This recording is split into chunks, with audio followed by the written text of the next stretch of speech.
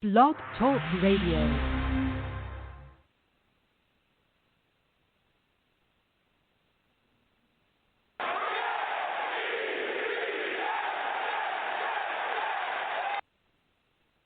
Good evening, everybody, and welcome back to another episode of Let's Talk Jets Radio. This is one of your hosts, Tyson Roush, and this is the trial. I'm on a new headset and all new software, so hopefully this doesn't sound terrible. We're at Talk Jets Radio on Instagram and Twitter. We're Let's Talk Jets Radio on YouTube, Google Play, Spreaker, iTunes, everything else. We got a lot to talk about, so let me bring on Mr. Primetime, Kevin Sirkin. What's up, man? Ty, what's going on, man? Missed everybody last week. No power there for a few days, but lots of news to catch up on. That goddamn hurricane, dude, it wiped out everything. I had no power. Then I had power, but no internet, no cable. Then it was on again, off again. It was like, Jesus Christ, man. And, like, my cell phone went out. I was like, this is just a fiasco. So, yeah, man, we got a lot to cover. But how are you doing over there? How is things in your part of the woods? Oh, not too bad. You know, I was only without power for, I think, about 2 days, 2.5 days. So I was luckier, I think, than most. But everything's back now, and just excited to hopefully get closer to football. I know college football isn't looking too great right now, but hopefully the Jets could at least get there. Yeah, I mean, college football is a complete mess. And before we get started, I want to give a shout-out to Stevie Nicks. I did a fan interview with him a while ago. He actually did an awesome intro song for me for our NJ MMA radio. He did a crazy good intro song that actually Frank Yeager actually likes it. So we want to thank him, and make sure you give him a follow. I'll tweet that out later.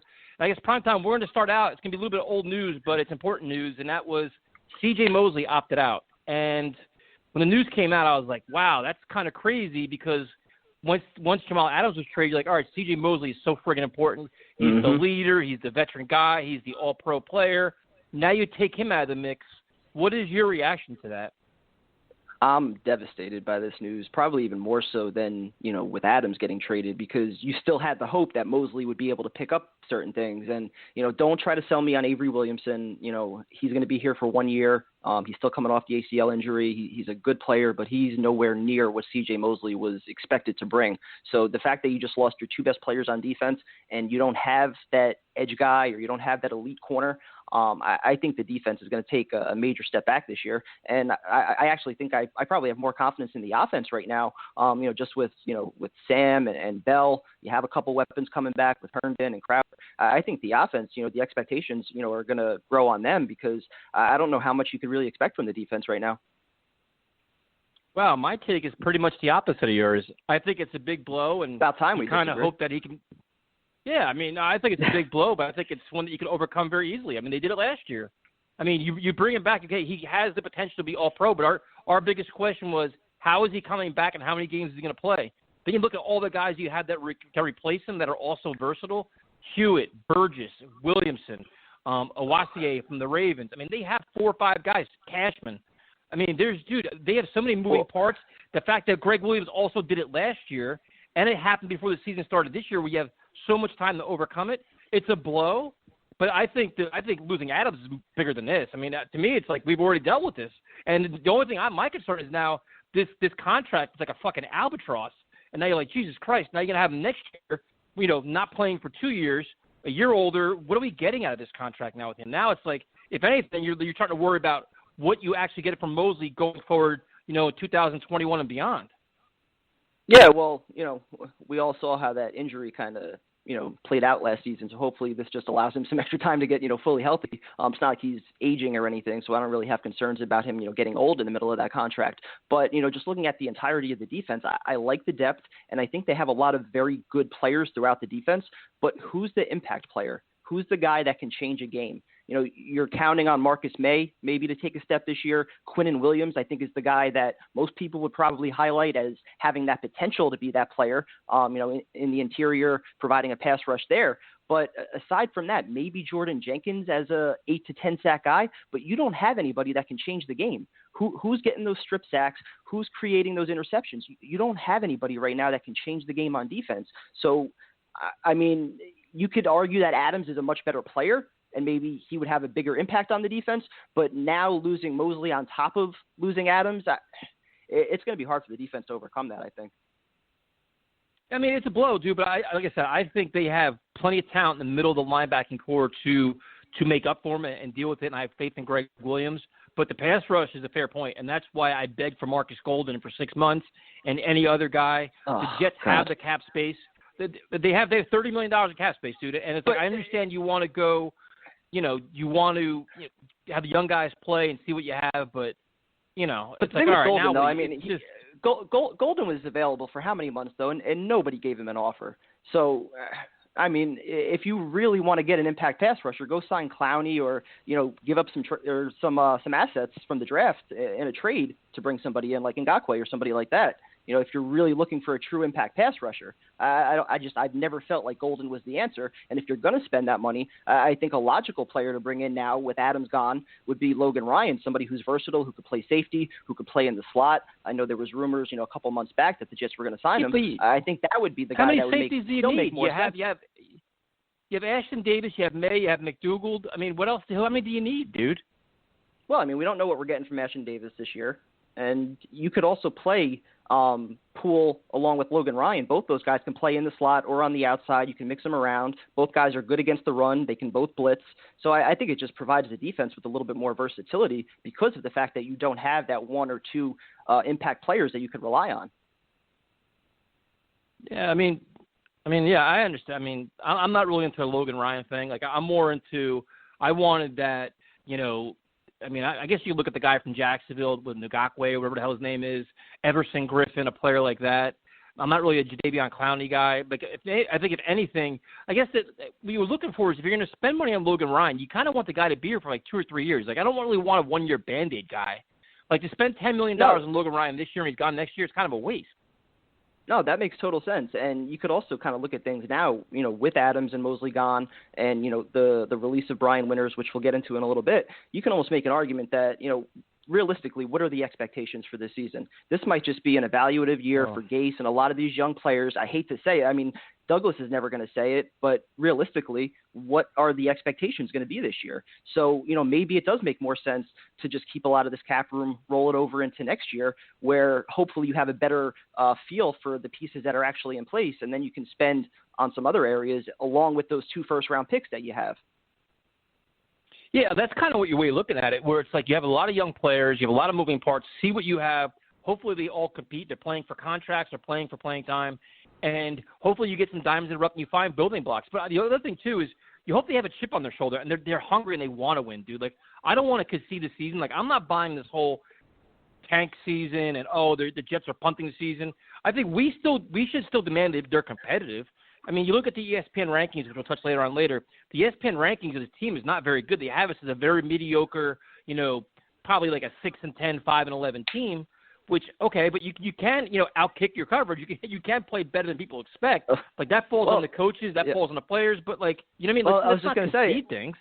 Yeah, I was just going to say the big news of the day was obviously, with Geno Smith getting punched in the face from Ike 5 years ago. Well, you go back to Geno Smith's rookie year. He was throwing the ball to Stephen Hill, David Nelson, and Rex Ryan coached that group to an 8-8 season. They had no talent on that team. They had no business winning 8 games. And Rex did a hell of a job that season, got the most out of it, and they won 8 games. So you're going to need a similar type of performance this year from Gase. And I don't think that should be unrealistic considering you do have a quarterback going into the second year in his system, and you have one of the best running backs in football who looks like he's in phenomenal shape. So I think that there's options, at least on the offense, where they could, do some things. Yeah, I mean, the offense is going to be interesting, dude. Like, to me, the release of Brian Winters was curious. Now, I know a lot of people don't like him and they say he sucked and everything else. I think he was still a serviceable player, and it's kind of interesting. You kind of wondering why. Like, why not get through training camp first and make sure nobody gets hurt? Yeah, my biggest concern is not so much replacing Winters, but now the depth, because you're counting on Lewis and Van Roten to be your 2 starting guards, and then what's your depth beyond that? You're talking about Cameron Clark, hopefully as a rookie, maybe being able to transition from tackle to guard, or Josh Andrews, somebody like that. Maybe Jonathan Harrison plays guard instead of center. I mean, you're not really loaded with anything else. So to keep a veteran who has also been around for a couple of years, who I think a lot of fans judged on his play, while he was injured, which is a little bit unfair, considering that you had guys like Osemele who took the easy way out, or, you know, at least he decided not to play with the same kind of injury. I give a lot of respect to Brian Winters. You know, he wasn't always great out there, but, you know, he toughed it out through a lot of injuries. He had the torn abdominal 3 years ago. Not a lot of guys would have played through that.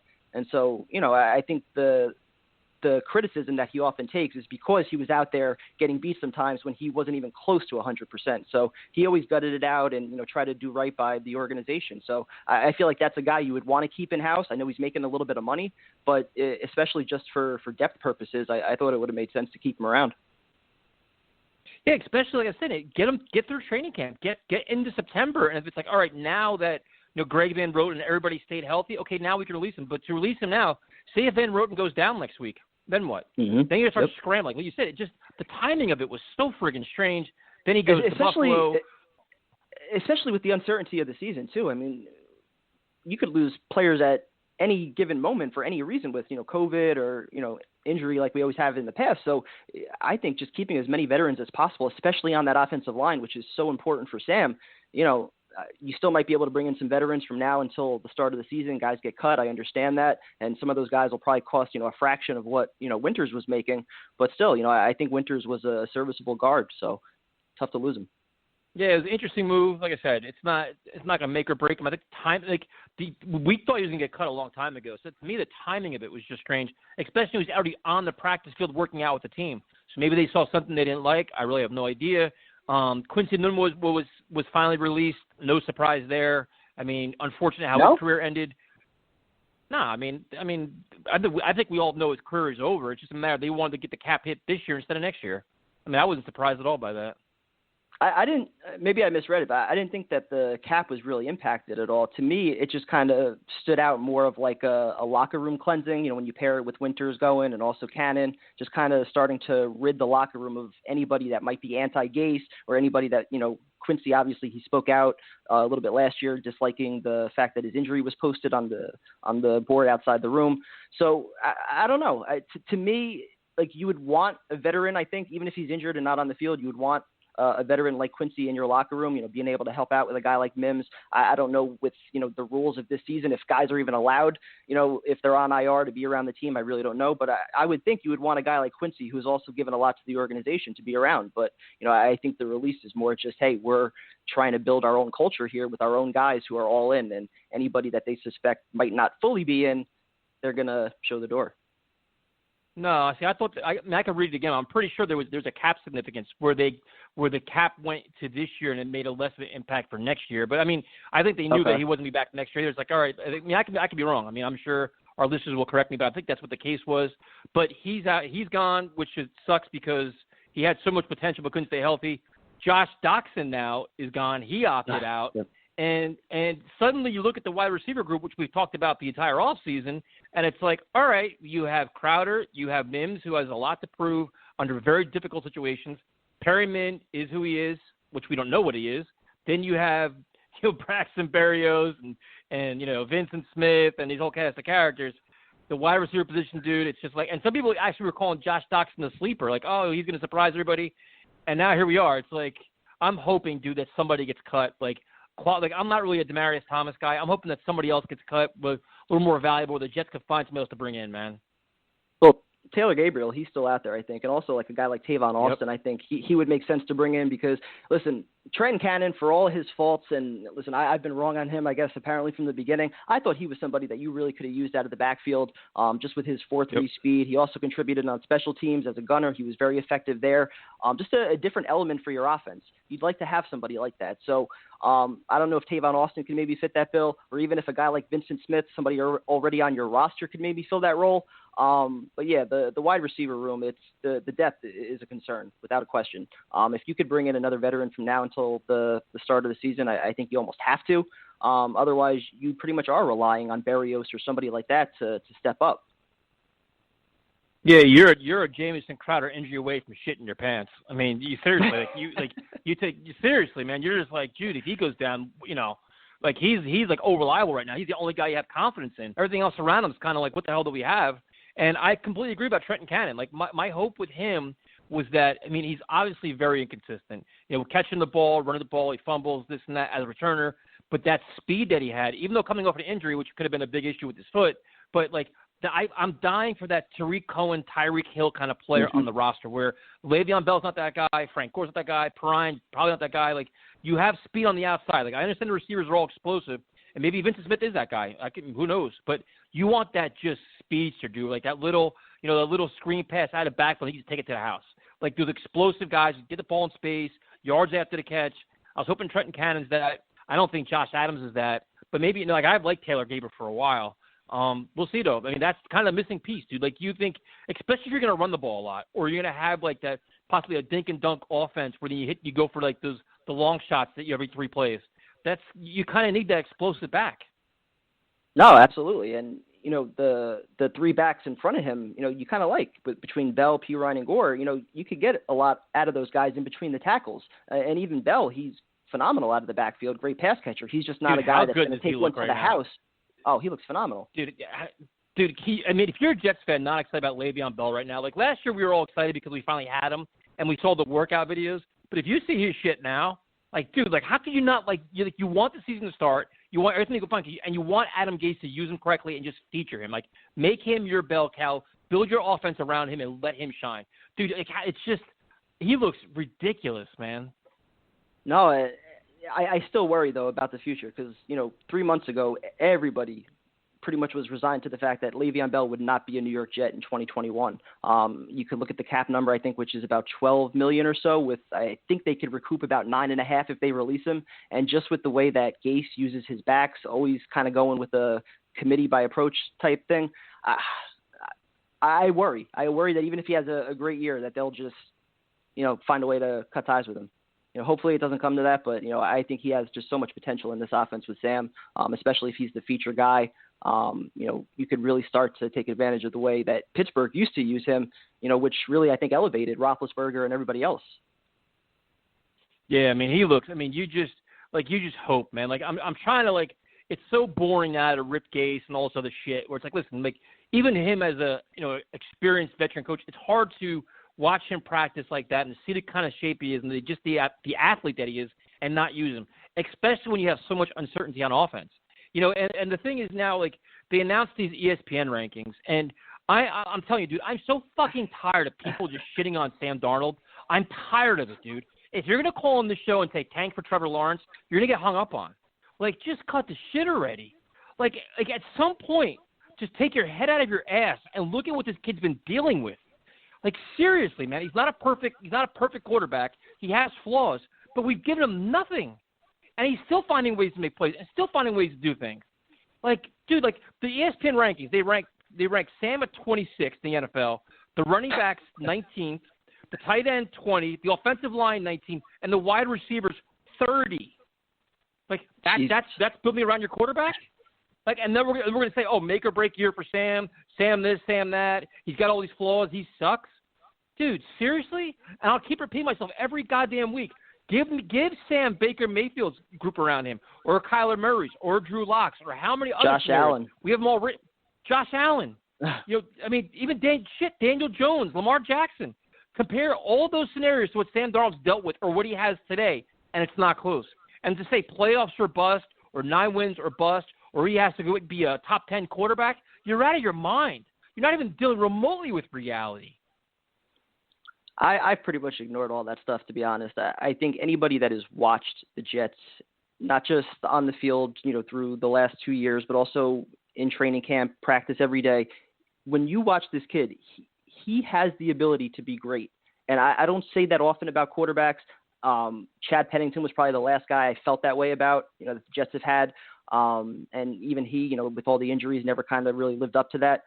Sam can be so friggin' good if you just get him some pieces around him, whether it's a number 1 wideout or, you know, if Becton starts to, you know, become what we need on the offensive line, just build a wall around him. Let Le'Veon Bell be the workhorse and just keep adding some playmakers. And this guy, he has all the tools. And at 23 years old, to see some of the flashes that we've seen already, you know, that's what has me encouraged. It might not be consistent. It might not be all the time, but the ability's there, and he's a smart enough kid that with the right coaching, if we get it for him, or if Gase is that, I hope, I think he will eventually get there. It's just, a matter of when it happens. I don't think it's a question, to be honest. It's just a matter of when. I mean, it's like I said, and a lot of these analysts really don't watch the Jets 16 games a season, and lucky for them because it's painful as shit. But it's like you watch it and you're like, this was one of the worst offensive lines I've ever seen in my life. Like, it was horrendous. And then they finally came on towards the end. He had some good games, had some bad games. Then he had no weapons. Guys got banged up. And you work, it's like smoke and mirrors nonsense. And finally, it's like, all right, now he's year 2 of Gase's offense, whatever the hell that is. And now he's got 2 new receivers. You could have 5 new starters on the offensive line, or 4, which is a complete nightmare. Just look at the sum of all the parts before you criticize this kid. I'll say it right now. If you draft a quarterback with your first pick next year, you're setting this organization back so fucking far. Like, if you give in on Sam, say we're done with Sam. Do you know how far it sets us back, dude? Because now you have another, it's like you're wasting resources. It's mind-numbing. I'm so tired of hearing it already. Like, this whole tank thing, lose games. It's not a make-or-break year for Sam. Yes, he has to improve in certain areas, but, dude, look at what he's dealing with here. I think all the Sam talk is completely ridiculous. I would have nothing to do with drafting a quarterback next year under any circumstances. But especially one that's not going to play this year. Exactly. But you have to understand that if the Jets are really bad this year, Adam Gase is going to, and this is not trying to be negative, he's going to point the finger at somebody. He's going to assign blame on somebody. And that the blame somebody is going to be rebuilding. The blame should be rebuilding. So if you're sitting with a top 2 or a top 3 pick and the offense just didn't do shit this year, you're going to pass up a chance to maybe draft another franchise quarterback? You get a fucking receiver. How about that idea? If they suck this year, which I think they're going to be very pedestrian, 5-6 wins, it's because they're trying to rebuild the whole goddamn roster because it was barren. And they didn't bring in any superstars. They're bringing in all little complementary pieces and role players, hoping some of them pan out, and half of them probably won't. And that $50 million in cap space they have next year is not going to mean shit because they got to sign 30 more players. We got to look at what we're at. We're at rock bottom in terms of talent. And he's trying to put Band-Aids all over this, and you have to put more Band-Aids on it next year. Because the cap space we have next year is not going to be like, oh, my God, the Jets had top 5 cap space in the NFL. Great. Look at the 1-year contracts we signed this year. How many fucking players we got to sign next year? So if you go draft a quarterback, then there goes the pass rusher we want. There goes the wide receiver we want. Dude, you want to keep the pieces you have now, make Sam a part of your building block, and next year get him that number 1 receiver, that game-breaking guy that we couldn't get this year. That you could have made an argument, hey, you know what, we could have got Judy or Ruggs or CD Lamb or whoever else we wanted. You know what I mean? That makes perfect sense. That's what any logical GM, that's what the approach should be. I'm just thinking if this season really goes south, that somebody's going to get the blame. And yes, maybe it'll just be rebuilding. Maybe it'll be COVID, all the excuses, with training camp and all the craziness going on, and Gase will get another year. But if Douglas is leaning towards firing Adam Gase before Gase goes down, it's hard to imagine him not saying, hey, this kid's not it. I need a quarterback, and then we could roll. That's just the kind of guy I think that he is. And again, I'm not trying to be negative and make this all about Gase, but just based off of his past and the things that we've kind of seen early on here, those are the thoughts. Gase can hire me then. Gase can hire me, and I can give him a half-hour lecture of all the built-in excuses he has going into the season to justify him coming back next year. I already know it. I already have his case coming back next year because I already know what this is going to be. We already know it. We had to revamp this. The practice times were all fucked up. Too much change. It's obvious, dude. Every team is going through it. I'm sorry, that shouldn't be an excuse. And he's not losing players on offense right now. But dude, you can make a good argument. The first 4 weeks of the season, this team could struggle if they try to go, air Darnold when you have 4 new linemen starting, and 2 new receivers. And whose fault would that be if they take that approach? Fucking McCagnon's. Everything's still McCagnon's fault. I mean, you can justify a slow start with this team. You can justify losing. Gase can do it. I'm convinced he's coming back next year. But unless Sam is monumentally bad, I mean, old bad Mark Sanchez bad or bad, Geno Smith bad, I mean, everything's going to be fine. Like, you expect he's working his ass off. Carson Palmer raves about him. Jordan Palmer raves about him. Like, this kid's working his ass off, in and out, night and day, trying to get better. He's going to take the next step. So now it's a matter of play calling and maximizing it. And if he just a little bit better than next year, if they go from the 32nd ranked offense to 20 or 19, that's a big step up, dude. That's what you want. And that means he's part of the answer. Like, I don't understand where he's part of the, the question marks of this organization. This organization has pretty much nothing other than him, Bell, and hopefully Quentin Williams, and that's about it. I mean, Jesus Christ already with this. Oh, man. Listen, again, I don't want anyone to, confuse. I'm a huge Sam fan. I think he's going to be a star in this league. I'm just looking at it from the perspective of, Gase and Douglas, with him not being one of their guys. But at the same time, Douglas was on record as saying, hey, Sam was a big reason why I wanted to come here in the first place. Yep. So, you hopefully take him at his word with that, and that, the true plan is to actually build around him, and that, these fourth-round picks, the 4 first-round picks that you have, instead of, trying to get another quarterback and, restart this thing all over again, you'll actually take those and do the right thing and find Sam a number 1 wideout and find him another anchor on the offensive line. Maybe get a pass rusher too. I think that you still have some pieces here. It sucks, obviously, that, you lost Jamal Adams, but that created an opportunity to, build on some other areas. So it's a matter of hitting on these picks and really building around your quarterback now. And if you could do that successfully, those are the teams that usually win. Yeah, I mean, if they were a stockpile with talent, like say if Sam Darnold was sitting there and he had Odell Beckham Jr. and Jarvis Landry and Nick Chubb and Kareem Hunt and David Njoku and all these guys, if he had all these guys around him and he was horrendous where he couldn't get the pass off, he's throwing picks all over the place, then you're like, you know what, this kid's a problem. If this kid's making chicken salad out of chicken shit, then I'm like, you know what, let's surround him first before we run him out of town. Like, we've learned this lesson before. Like, we've been so accustomed to lousy quarterback play. Now we have a glimmer of hope, and we're trying, some are trying to ruin it and tarnish it, and there's pressure on him and all this. If there's pressure on anybody, let's be honest, it's on Joe Douglas and Adam Gase to figure out how to keep this team competitive the entire season.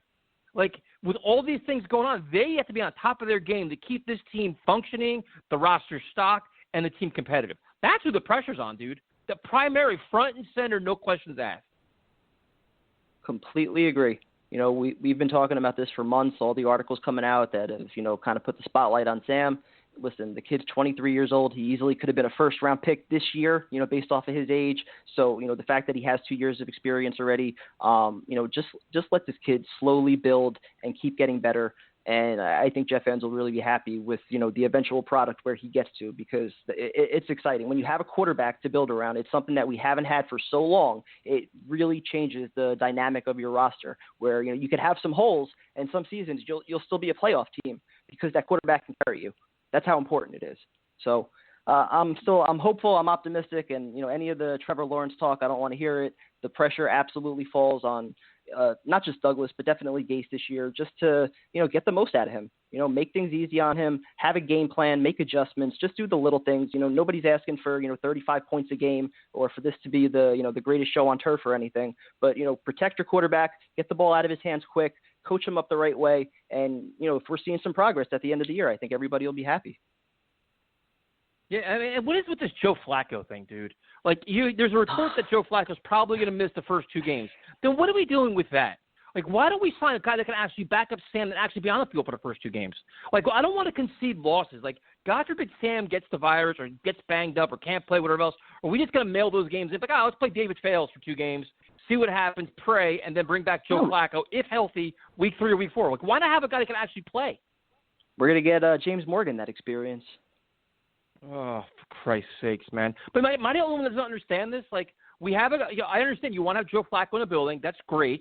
He's going to hear. But if he's not able to play till week 3 or week 4, are we completely, as an organization, completely fine with David Fales being the backup? Well, you're banking on Sam Darnold staying healthy, which is a gamble that we hopefully should have learned from last season, which, we'll see in the next couple of weeks if they actually learn. Because, it would make total sense to bring in another veteran just in case. But yeah, we'll see what happens. All right, so we're going to bring on Tyrone because I've been on a rampage. I don't know what the hell happened, but just Mr. Tyrone, what's up, man? What's going on, fellas? Welcome back. Let's talk Jets. going What's on? up, Ty? How you been, man? What's up, Ty? Pretty good, man. Power back on. Y'all feeling good? Look, Tyson can't wait to get back and start yelling, bro. Jesus, man. Hey, bro. Dude, I can't take it, man. So Tyrone, we'll get your thoughts. What were your thoughts when you first heard that CJ Mosley opted out? Man, bro, I'm going to be honest with you. I was mad as a Jet fan, but I understand as a father and a parent and of people who have sick people in your family. I understood his decision, but, bro, I was hurt. Like, come on, bro. You just got all this money. You need to play. But at the end of the day, he chose his family, and we have to accept that. So you can't knock the man for that. But it hurt. But I'm like this, man. Show got to go on, baby. You know what I mean? Show got to go on. So but Tyrone, do you think? But listen, I understand the decision he made is fine, but is this a significant blow to the team? Because I don't think it is. Like, I think they can overcome this. I think it's going to be. I think they have I think Kevin and I completely disagree. You're going to be the third voice. Hey, well, I'm going to be this. I'm going to have to agree with you, Tyson. I think that they played with him they didn't play with him last year. So and they survived. I mean. You didn't have the production you wanted, or you didn't have it the way you wanted, but they were still able to put good defense out there. Like I said, number 3 against the run, and was number 1 against the run majority of the season. Without a player like CJ Mosley, it only speaks volumes to what Greg Williams can do. So I'm like, now that we have time to prepare for him not being there and getting Avery Williams back, I'm okay with it. I mean, because we already missed him. Like, so what are we missing? A player who didn't play last year? Yep. Last season, any time that anybody on this show would praise the defense, what did we hear? Oh, it was backup quarterbacks. You weren't playing anybody good. The talent that we're facing this year is going to be elevated. And I'm sorry, but not having CJ Mosley there, yeah, you might be able to make up for it against the run, with guys like Neville Hewitt and, Avery Williamson. But against the pass, covering backs out of the backfield, covering tight ends, I'm sorry. Trusting Avery Williamson off the ACL surgery, he was but you good in that area. But you got Burgess, you got Watson, you got Cashman, you got 4 guys, dude. And you got 4 guys. We're getting Cashman. And Mosley's better than all of them by a mile. Exactly. Who is the impact player on this defense? Who is the game changer on this defense? I'll wait. Marcus May. Hold on.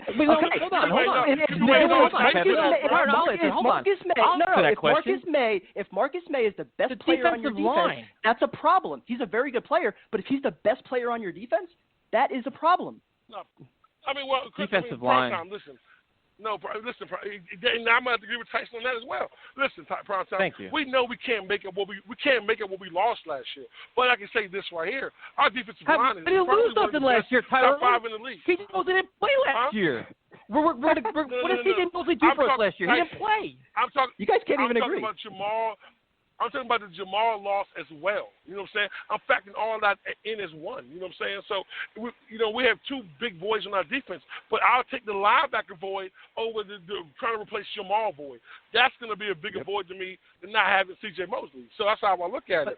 I look at that, you know what I'm saying? But in reality, we are still replacing both of them. In reality, we're still replacing both of them. And both players are top 30 players in this league, easily. So to think, even though they're non-premium positions, to think that we're just going to throw Avery Williamson out there and Bradley McDougald and we're going to pick up right where we left off last season or improve against better quarterbacks and better receivers, you guys are out of your mind. There's no way. But we have improved our defense though overall. You know what I'm saying? Better corners. You know what I'm saying? Exactly, better corners. You have the linebackers we brought in are better replacements than what we had last year. You know what I'm saying? So, I mean, that's definitely going to be a factor. And, to me, Joe D still has to make a splash. Like, my biggest issue with him is he hasn't grabbed the pass rusher yet. And that right now is something that we desperately need to be able to make this team, competitive. Because it's going to be a hard uphill battle regardless. Not having a player like that. But my biggest issue with the defense is this. With the game on the line, if you need a big sack or you need some pressure, who can you trust right now? And if you're facing a team that has a legitimate number 1 wide receiver, which cornerback do you trust on that wide receiver? And I don't think we have anybody that we can trust as far as changing a game like that. Maybe you could trust Desir with some safety help. Maybe Jordan Jenkins, if he peaks, is going to get 10 to 12 sacks. But beyond that, we don't have a game changer. But Prime Time, you're talking about something we've never had anyway. You know what I'm saying? Quentin Williams never know. Quentin Williams will take a big step this year. I mean, that would be huge. if Quinnen Williams could take that kind of step and we get, what kind of Marcus May did his rookie year, yeah, you have some nice pieces there, but you're still probably not having a top 10 defense. You're not having a defense that's, getting the ball back for Sam an extra 3-4 times a game. You're not going to have that. Yeah, but if you have a top 15 defense, a top 18 defense, that's good enough in the NFL. It's onto your offense to do something. Like, this offense can't be ranked 32nd. This has got to be a top 20 offense. They've got to be able to run the ball, control the ball, and score points. But that's the problem, though. I think every single thing that we just talked about has to break right between Quinnen, Avery Williamson coming back healthy, Marcus May playing 16 games, Sear playing 16 games. All of those things have to break right, I think, just for the Jets to fall in the middle of the pack defensively. You don't think they have better depth on defense this year? They have good depth and they have good players, but you're taking Jamal Adams, who is your best player by far. I mean, who was more impactful on the defense last year than Jamal Adams? Nobody. So you're taking away your best player, and you're also taking away the guy that was expected to fill in for him as far as production goes in the middle of the defense. So you're relying heavily now on Quinnen Williams taking a major leap. You're relying heavily on Avery Williamson coming back from surgery. And you're relying heavily on Marcus May playing, 16 games along with some of these corners. It's a lot of ifs that we talk about. I think there's more ifs on defense than there are on offense. Yeah, but I think there's talent there. Like, I have faith in Greg Williams to use this talent and mold it. It's the benefit of this all happening now is they still have another month, 5 weeks, 6 weeks to get this figured out and piece it all together. Exactly. And I have faith in Greg Williams to do that. The offense, to me, is the bigger question where it's like, listen, you have to be able to control the time of possession. You got to be able to control the clock, establish the running game, do all these things to offset your defense. If Greg Williams gives you a game plan where you can generate a pass rush, you can only do it so many times before you start getting caught. So you got to be able to let them get their plays off and then get off the field. And the offense has to do their part. It's got to be a well-balanced team. Yeah. And you have to rush the defense as well. And you have to have a great special team. All that has to factor in. But I think if you give the ball to Le'Veon and we can win the time of possession in some of these games, I think we'll be okay. I think our defense is going to be enough to get the job done. I mean, he might surprise us, but I just think I have that much faith in Greg Williams. I just think he'll find a way to adjust to what his team needs. Look at what he had. He had no quarterbacks last year, prime time, and they still produce at a high rate. No, and that's the one thing that would give me a little bit of hope is that I probably trust Greg Williams a little bit more to get the talent out of this group than I would trust Adam Gase on the offensive side of the ball. But even still, Adam Gase is still working with some nice players there, with a quarterback and Le'Veon Bell, who you could hopefully count on this year behind a better offensive line. Like, I just think the offense is set up so much more for success and where we could truly evaluate Gase and, what they do. But the defense, I mean, you're talking about replacing some serious production. And even though, again, it wasn't non-premium positions, but the production was premium. So it's not easy to replace that. And I think we're gonna feel it some games this year. Absolutely. Tyron, you walk into a firestorm, dude. Tyron, I'm all fired up tonight, man. I'm not tolerating shit from nobody. I don't care. So we're gonna bring on Chad real quick because Chad's been waiting. So we're gonna bring on Chad. I think he said he was in Florida. Chad, what's up, man? What up? What's going on, Chad? Dude, not much, man. I'm excited to see Sam Darnold take off this year, bro. Because maybe it's just me, but in my honest opinion, that Patriots game last year, when we got our asses kicked 33-0, just hear me out, was the best thing to happen to Sam because he could have folded for the rest of that year. Dude, did you see the way he bounced back after that game? I know he struggled, in that Jags game and that Dolphins game afterwards a little bit. But, dude, if you watched, especially that Giants game and that Raiders game, bro, he developed a ton of pocket presence. He was moving around the pocket a lot better. He was making smarter decisions and getting the ball out of his hands quick. Now that he has more help on the offensive line, and Le'Veon Bell is looking to have a breakout year, dude, I'm telling you, man, they can definitely be inside the top 15, offense in the league. Hey, Chad, so you don't have any concern? Okay, Tyron. Yeah, Chad, I definitely agree with you, man. I think that the one thing people are not really looking at is the growth of what Sam did last year. I feel like Sam really came on last year and really held his own. And you're really right. And, one thing, Chad, I want to point out, though, a lot of those games, the Jacksonville game and also the Miami game, that really wasn't more on Sam. That was on bad coaching. You know what I'm saying? What do you think, Prime Time? Oof. I mean, I think it was a number of factors. I mean, obviously, you didn't have an offensive line. The coaching was bad. Sam didn't play well. But I agree with Chad that did show a ton about Sam's just his mental makeup. You know, the fact that he was a national punchline, you know, seeing ghosts, all that stuff. And, yeah, he bounced back throughout the season. And, you know, I still keep bringing it up. He's such a young quarterback to be able to take all those slings and arrows and, you know, just kind of keep grinding. It shows a lot about him. Yeah, and, you know, But Chad, don't you worry about the receivers, though? Like, isn't that the biggest concern, though? Like, what the receivers around him, like, they're unproven. Like, Mims is, you know, rookie. Perriman, is he a 5-hit wonder or is he a legitimate receiver? I mean, all you have is really Crowder, and you got to hope that Chris Herndon emerges. Well, yeah, you know, I see a lot of people making that point, but, you know, here's the thing, man. And, you know, I respect your opinion, but the thing is like, I don't care if you have the best receivers, if you have the best running back. Dude, if you don't have an offensive line, your whole damn football team is gone. Like just look at last year. Okay, we had Robbie Anderson. I don't think it was number 1. I think it was a solid number 2. But you had Robbie Anderson. You had Le'Veon Bell, Jamison Crowder in the slot. And we started 1-7 because of how horrendous our offensive line. Dude, we were getting beat by a 3-man pass rush. 5 guys, and we were getting beat by 3 people. You know, so, I mean, dude, just look at, you know, 2009, 2010. I know a lot of people go back to it, but who was our number 1 receiver in 2009 when we went to the AFC Championship game? Who was it? Jericho Cotton? Braylon. No. Edwards? They had Braylon, yeah. They traded for him at the deadline that year. Okay. Hey, Chad, I got a question. I got a question for you, Chad. So, what numbers are you thinking Sam will throw up this year? What will be successful for you? I think he'll do better than last year. I would say around in the mid-20s in touchdowns, and I want to say, you know, right under 15 picks. Because I know we're going against a lot of good defenses this year, but you know, that's what I expect out of him. Because you know, he's been working his ass off. As long as his offensive line can gel, which I'm really hoping on, dude, he can do even better. That's how much talent this guy has. You know, you look at the best quarterbacks, you know, in the league: Lamar Jackson, Pat Mahomes. Dude, their whole team was built around them before they even got there. You know, the Jets, they cannot. I'm so tired of seeing it. The Jets do not build around a quarterback. And I'm glad to see Joe Douglas doing it now. So. No, and that's the one positive. No, and that's the one positive thing about the Adams trade. You know, I think we all kind of felt the blow after he got dealt. You know, you lose a premium player, but in the long run, you know, you have 4 first-round picks over the next 2 years to look forward to build around your quarterback and kind of do it the right way for a change. And you just hope that those picks hit and, you know, that Sam's potential is actually able to show through that because, like you said, you know, if you surround him with the right pieces, especially on the offensive line, you know, the sky's the limit for this kid.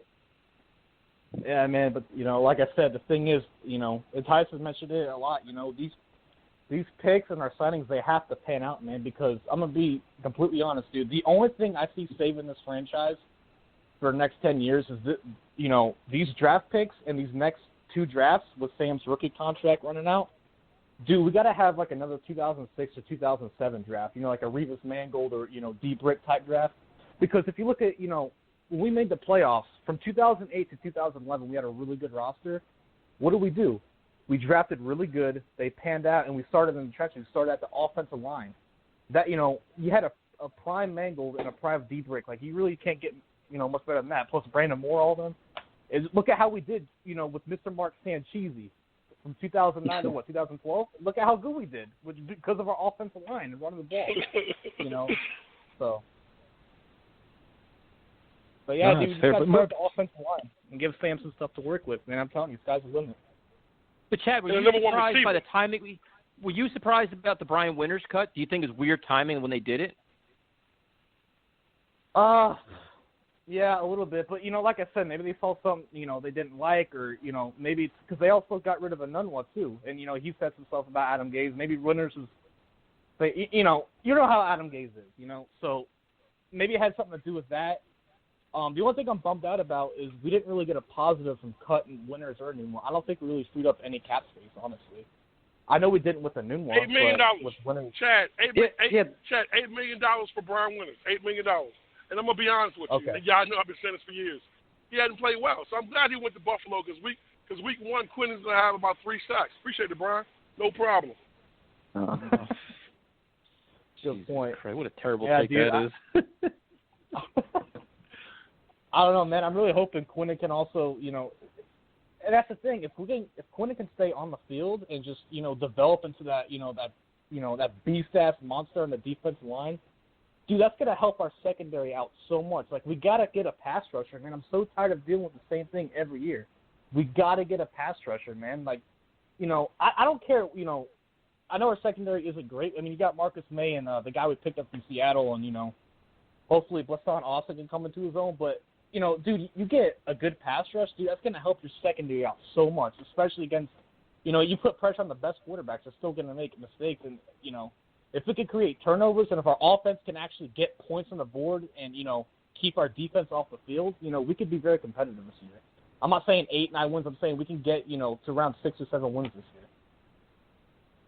Well, being competitive is all we really want, though, is a competitive team. You know what I'm saying? I mean, as Jet fans, we're so used to losing, it sucks. So seeing a great product, or seeing Sam progress, or seeing the offensive line be good, or seeing Le'Veon run the football, or seeing our defense be productive and stop in all 4 quarters, you know what I'm saying, in all 4 aspects of the game. That's all we ever want as Jet fans.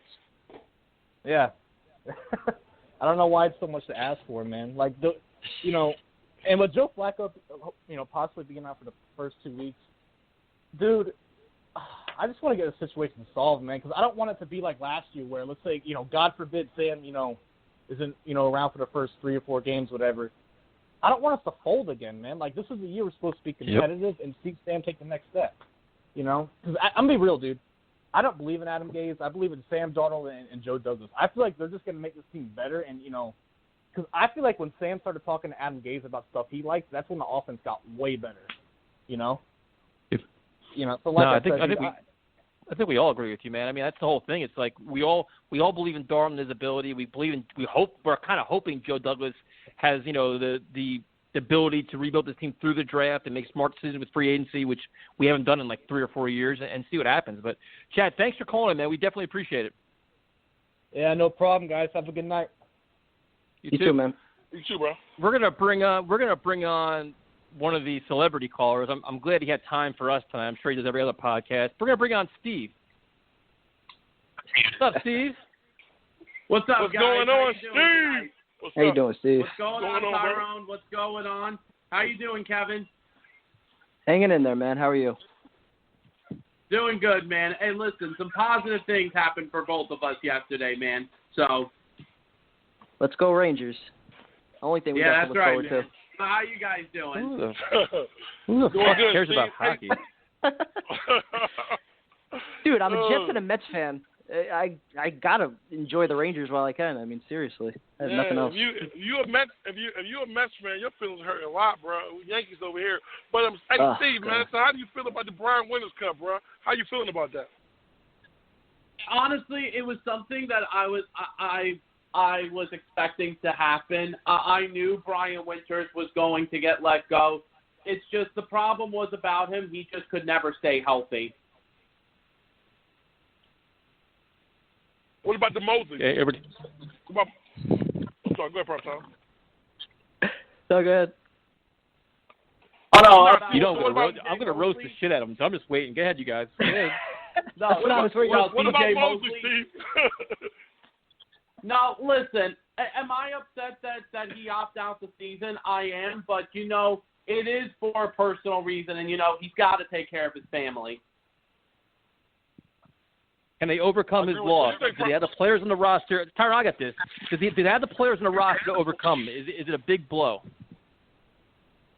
I mean, yes, it is a big blow, but I've got a lot of trust in Greg Williams. Oh, my God.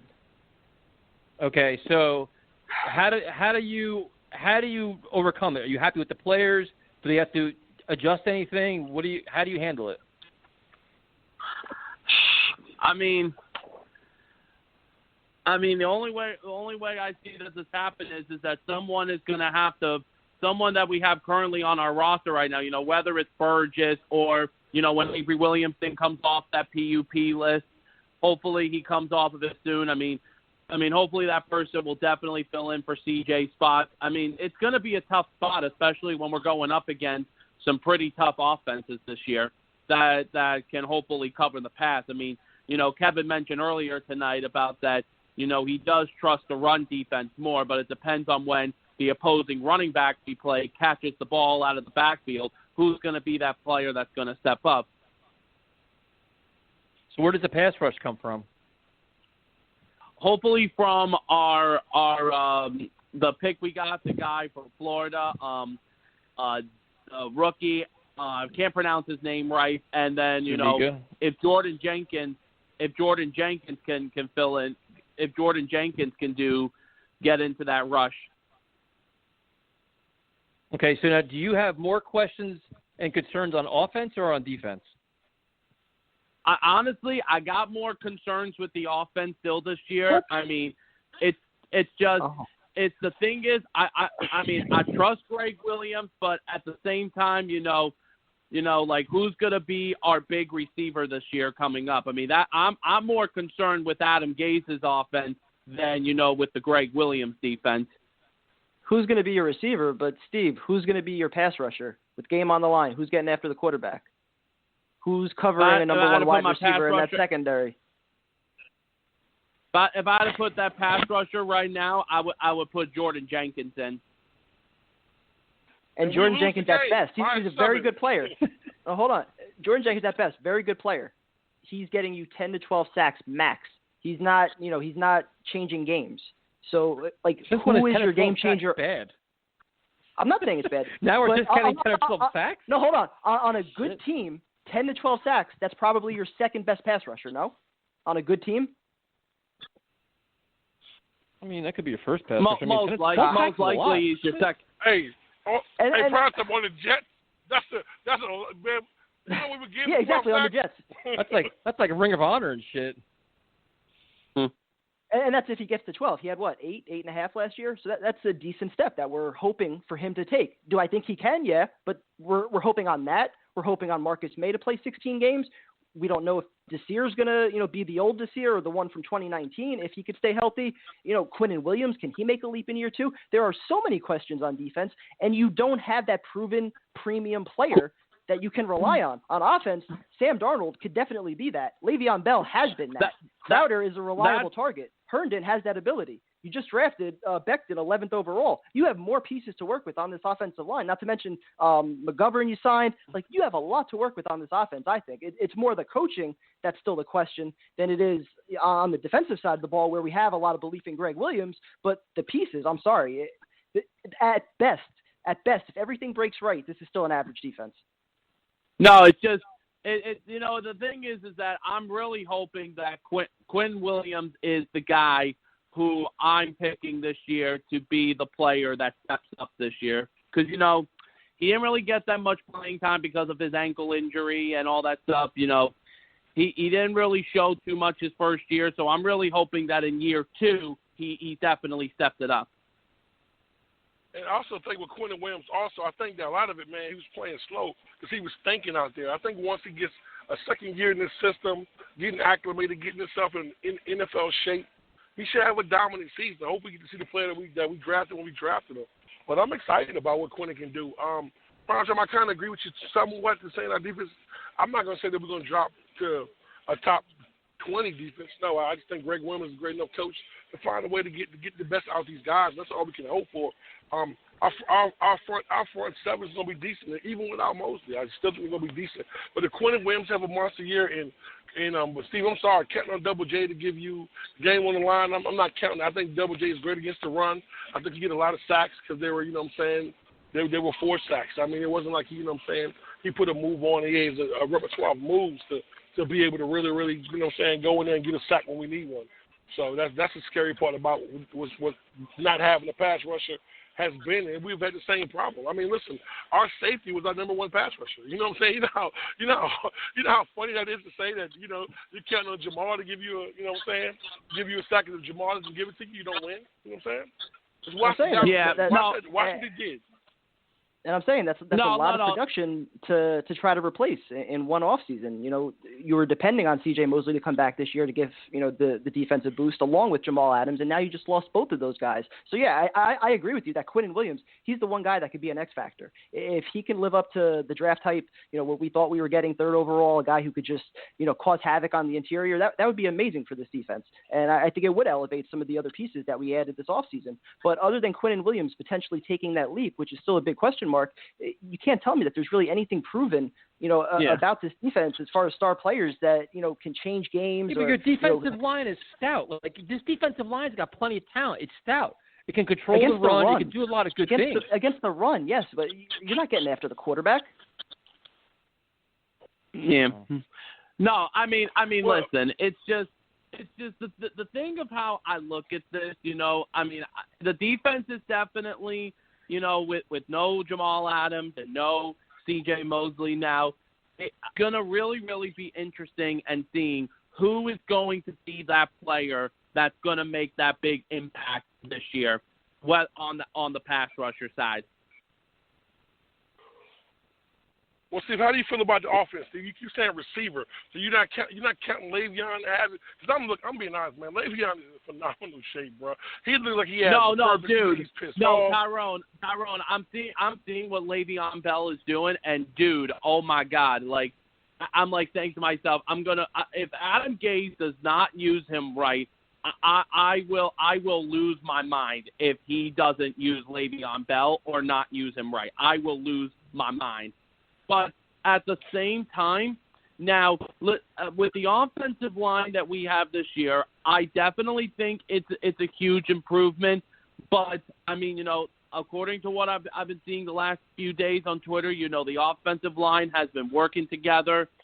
I mean, the main thing that we just have to hope for is that they all stay healthy this year. Because if we have a healthy offensive line, because after your quarterback, your offensive line is another one of the most important things to have on your offense. And if that offensive line is healthy, the Jets, I think, will definitely be improved on the offense. Well, it's got to be healthy. It's got to be well schemed. The communication's got to be excellent, and the offense has to make sense.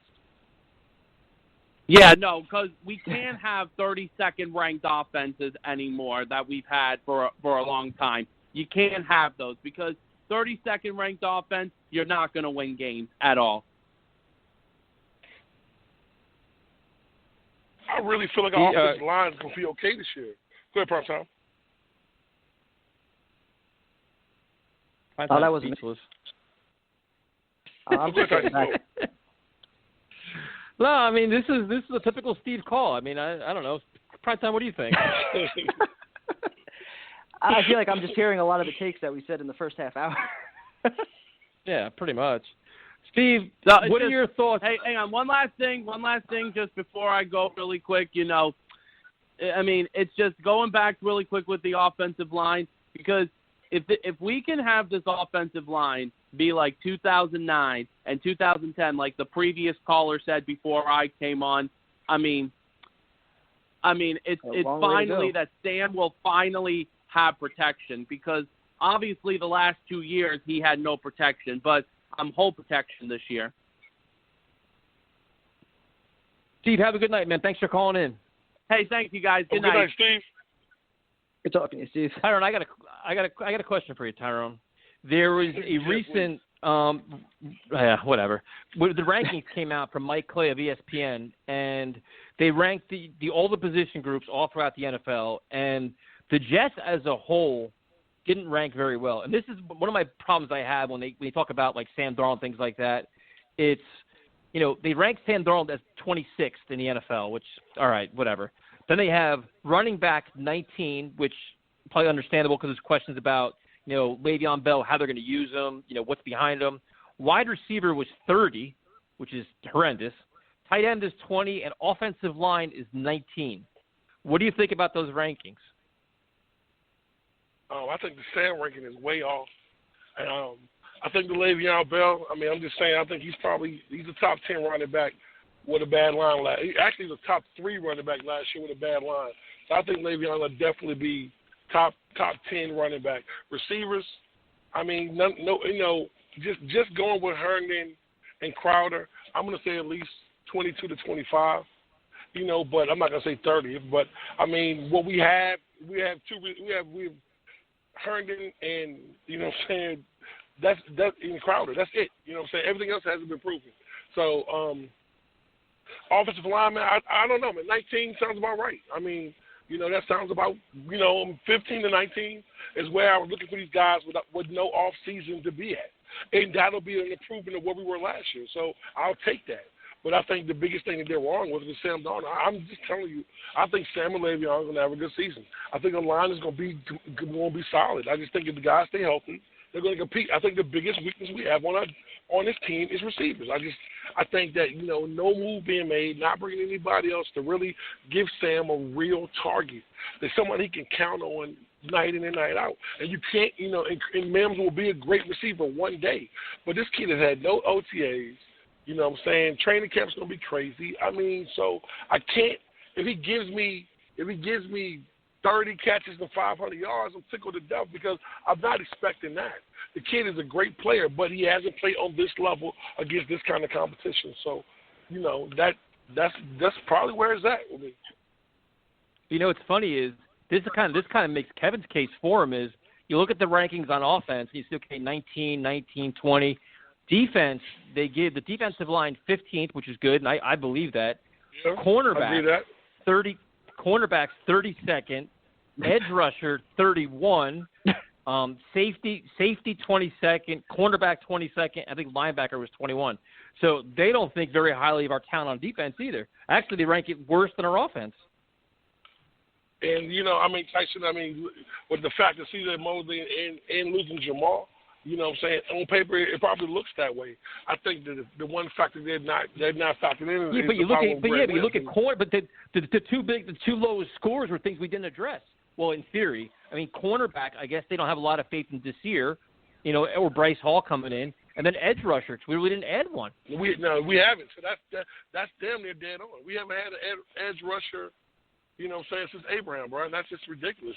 That's the biggest thing. I think that we had an edge rusher. It takes off so much pressure off everything else. The linebackers, the safeties, the cornerbacks. And I'm going to say Marcus May's going to have a good season. But you factor in without Jamal, how's he going to do? Because I don't think Greg Williams needs to use Marcus May in a Jamal role. He's not that kind of player. They're totally two different players. You can't use them like that. So the players that we got coming in. But the kid that we did get from Seattle, man, he had 75 tackles last year, bro. He's not a bum. He's a solid player. When you're trying to compare this guy to Jamal, anybody's going to be a bum to Jamal. So if the kid comes in and gets a solid season, great. He ranked better than Jamal in the pass coverage. He had more interceptions. So I'll take that. We're going to miss that. But with our run defense line, I'm okay with that. And you got to factor in with our run defense, Jamal had a lot of help with that. So, that's a big void to miss. But at the same time, I'm not going to, pass rusher, and we're not 32nd. We're not 30th. We're close to 32nd. You know what I'm saying? This is what that is. We haven't had that. You can't name a pass rusher on this team. And you can't really count, you can count Double J, but at the end of the day, how do you count someone who's got sacks from other people's work? You feel me? He picked up a lot of garbage sacks on someone else's productivity. So, if Quentin Williams steps up, that's great. But we don't even look at Quentin to be that kind of player that's going to, be a sack guy for us. And we just want him to dominate the inside. So it's scary, bro. So I understand both of you guys' point, when it comes to how this team looks. But at the same time, I factor in Greg Williams, and I'm going to say overall defense, I'm looking between 15 and 18. I'm looking for them guys to fall like that. That's worst case scenario to me. These guys might be best case scenario. Top 10. Best case scenario. You think 15 to 18. Best case scenario. Every single thing that we just discussed breaks right. 15 to 18 will be the best case scenario for this defense. They will not be better than that. Well, let me ask you a question, Primetime. What did we have last year that makes you, when we had all these players Jamal Adams. Man, Primetime. Well, listen, hold on, Primetime. We rotated. We didn't know our starting linebackers till the day of the game, bro. We didn't know who our cornerbacks were going to be till the day of the game, bro. So you don't think that we have improved that in any fashion? Listen, Come on, Prime I Time. think the overall defense in terms of depth and just adding a couple quality starting players has improved. The problem is impact edge, we still don't have, ranked 32nd. Impact corner, we still don't have, ranked 31st. And then you take away Jamal Adams, who is your best player, and you take away CJ Mosley, who you were expecting back. Both guys, top players in this league. What are you left with on defense? You're great against the run, okay. You have Marcus May, very good. Jordan Jenkins, very good. But these guys aren't game changers. They need game changers around them to have a true impact the way they can. So I don't think that Marcus May and Ashton Davis are going to pick up the slack from Jamal Adams. I don't think Neville Hewitt and Avery Williamson can do what CJ Mosley did. We might be okay against the run, and we might hang in some games. But, trusting this defense to, stop a top-rated offense or a top cornerback, especially with the game on the line, or get a big sack in a big moment, I don't have any faith in this defense to do that. I got a question, Prime Time. Who was our cornerback? Who was our starting cornerbacks last year, Prime Time? Les Austin, Arthur Millette, most of them are coming back. You added this year to it. The quarterback situation could be better, but your safety situation got worse. Tremaine Johnson. You know what I'm saying? He barely played. He barely played, though. Exactly. So we improved our cornerbacks, okay? So I'm going to say that. How many games CJ Mosley played last year? None. Played one game. He played a whole 3 quarters. So you can't factor in what he could have been when he didn't play last year. And these guys I think last season was like best case scenario considering Mosley went out with what the defense was able to do. And let's not forget a lot of those games. Look at the box score. Teams were up 2-3 possessions by the third quarter, and then they could just run the ball. They didn't really have to throw it in the second half sometimes. I remember that one Patriots game. They went up 21-0 on the first 3 possessions, kicked the shit out of our defense, and they didn't have to do anything the rest of the game. So I think the defense Yes. That wasn't the defense's fault, Prime Time. It wasn't the defense's fault that they gave up 3 touchdowns on their first 3 possessions? It wasn't their fault? We were 3. To answer your question, bro. And that Patriots game, how many times did we go 3 and out? Matter of fact, all the game Sam was not there. How many times did we go 3 and out, Prime Time? So that's okay for the defense not to get off the field. Offense goes 3 and out, but the defense can't get off the field. So the Patriots defense can go 3 and out, but our defense can't. That's demoralizing, Prime Time. But my point though is that this defense is not going to save us. Based off of last year, especially some of the quarterbacks that we faced towards the end of last season, not even facing Josh Allen with the Bills, like we caught a lot of breaks last season. So to expect all of those breaks to happen again this year. Who scares you in the upcoming game this season? Jimmy Garoppolo. Who scares you on our defense? Who scares you on our defense? Greg Williams. Oh, come on. I'm going to have to. Listen, I love Greg Williams, but how many different jobs has he had in the last 15 years? I love him. I think he's an intense guy, but it seems like he goes somewhere, he has a little bit of success, and then after 2-3 years, he's looking for another job. Second year's usually a problem. I'm saying I'm hoping that's not the case this year, but just the talent alone that he's working with, he's going to have to do another masterful job like he did last year. And I think that we're going to be facing an increased level of talent. So to expect that with no Jamal Adams now, it's asking a lot. And I think fans are really underestimating just how big of a loss that's going to be for us. You're replacing Jamal, man. That point I'm going to have to agree with you. It doesn't hit till it really hits. That's a hell of a loss, bro. You can't replace. And if you would have had Mosley, you would have eased the loss a little bit. But now not having either of those guys, while you still didn't add a dominant. Hold on. How the fuck is Mosley going to ease the loss when he's not a pass rusher? He's not. How is Mosley going to offset the loss? They have 4 or 5 guys that are going to try to replace him. Like, to me, the problem on defense is your pass rusher and maybe corner. The middle linebacker position is not a concern right now. Yeah, but you're talking about an impact player. That's what I'm saying, though. Because other than Jamal Adams, without Adams and without Mosley, you don't have a guy that's changing games on defense, and that's the point. I think Mosley could do that. He could still change games, even though he's just a middle linebacker. Watch some of those Baltimore games. He can make picks. He could still blitz, get after the quarterback, strip sacks. He could do all those things. He's versatile. So I think that. Yeah, go ahead. This year was better than anything we had last year. I didn't cut you off, Prime Time, but this year was better than anything we had last year. I agree with that. For more production. But you're getting better production at cornerback in theory, but you're definitely going to get less production at safety. And that production you're getting at corner, is it still good enough to go up against number one wide receivers? Like Pierre Desir at his best, can he cover number one wideouts? I don't know about that. I don't know if we have that guy on this roster. And without, the presence of Jamal Adams back there in the secondary, you're doing his thing in the box, blitzing, like it is a lot to replace. And I think fans are just thinking, we lost Mosley last year, so it's going to be okay. We'll still be number one against the run D and we'll be fine. I think it's asking a lot from this defense to do what they did last year, again, without Jamal Adams. Damn, prime time. What a killer move, bro. What a killer move. Damn. What we're gonna do? We're gonna bring on Jay. Hold on 1 second here. Mr. J, what's up, man? What's up, Tyson? What's up, Tyrone? What's up, Mr. NYSF Mag? What's going on? That's right. It's my new title now.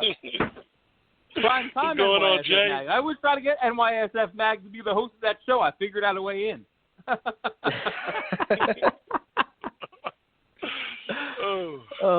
Save what are your us, thoughts, Jay. dude? Save us, Jay. What do you think, man? Back me up on this one. Yeah, listen, I gotta be honest, man. I'm with Kev, and I'm gonna take it a step further. Even I think that the defense was highly overrated last year, man. I'm so with Kev on that, dude. You're talking about not just the Patriots game, but what about the Eagles game? Like, think about how they started off some of those games, just getting, like they didn't even walk off the bus, and then they kind of, the teams took their foot off the pedal, and we wound up kind of, we had all these games against terrible, rookie quarterbacks, terrible teams, played the Bills without, Josh Allen. I mean, I just, the defense was okay, but Duck Hodges. Did we ever stop anybody really? I mean, like, we blew a 17-point lead because we lost CJ Mosley against the Bills. We blew a similar lead against the Cowboys, and Jamal saved the day, on that 2-point conversion. I mean, this defense was not that good. It was okay. Greg Williams did the best he could with what he had. That's for sure. I give him, Greg Williams props. But like, everyone's acting like our defense is going to be like a top 5 defense, top 10 defense. I keep hearing that. I'm like, damn. Like, I'd like to see that. Don't get me wrong, but I don't see it. We got no edge rusher, no number one cornerback, and now no star safety.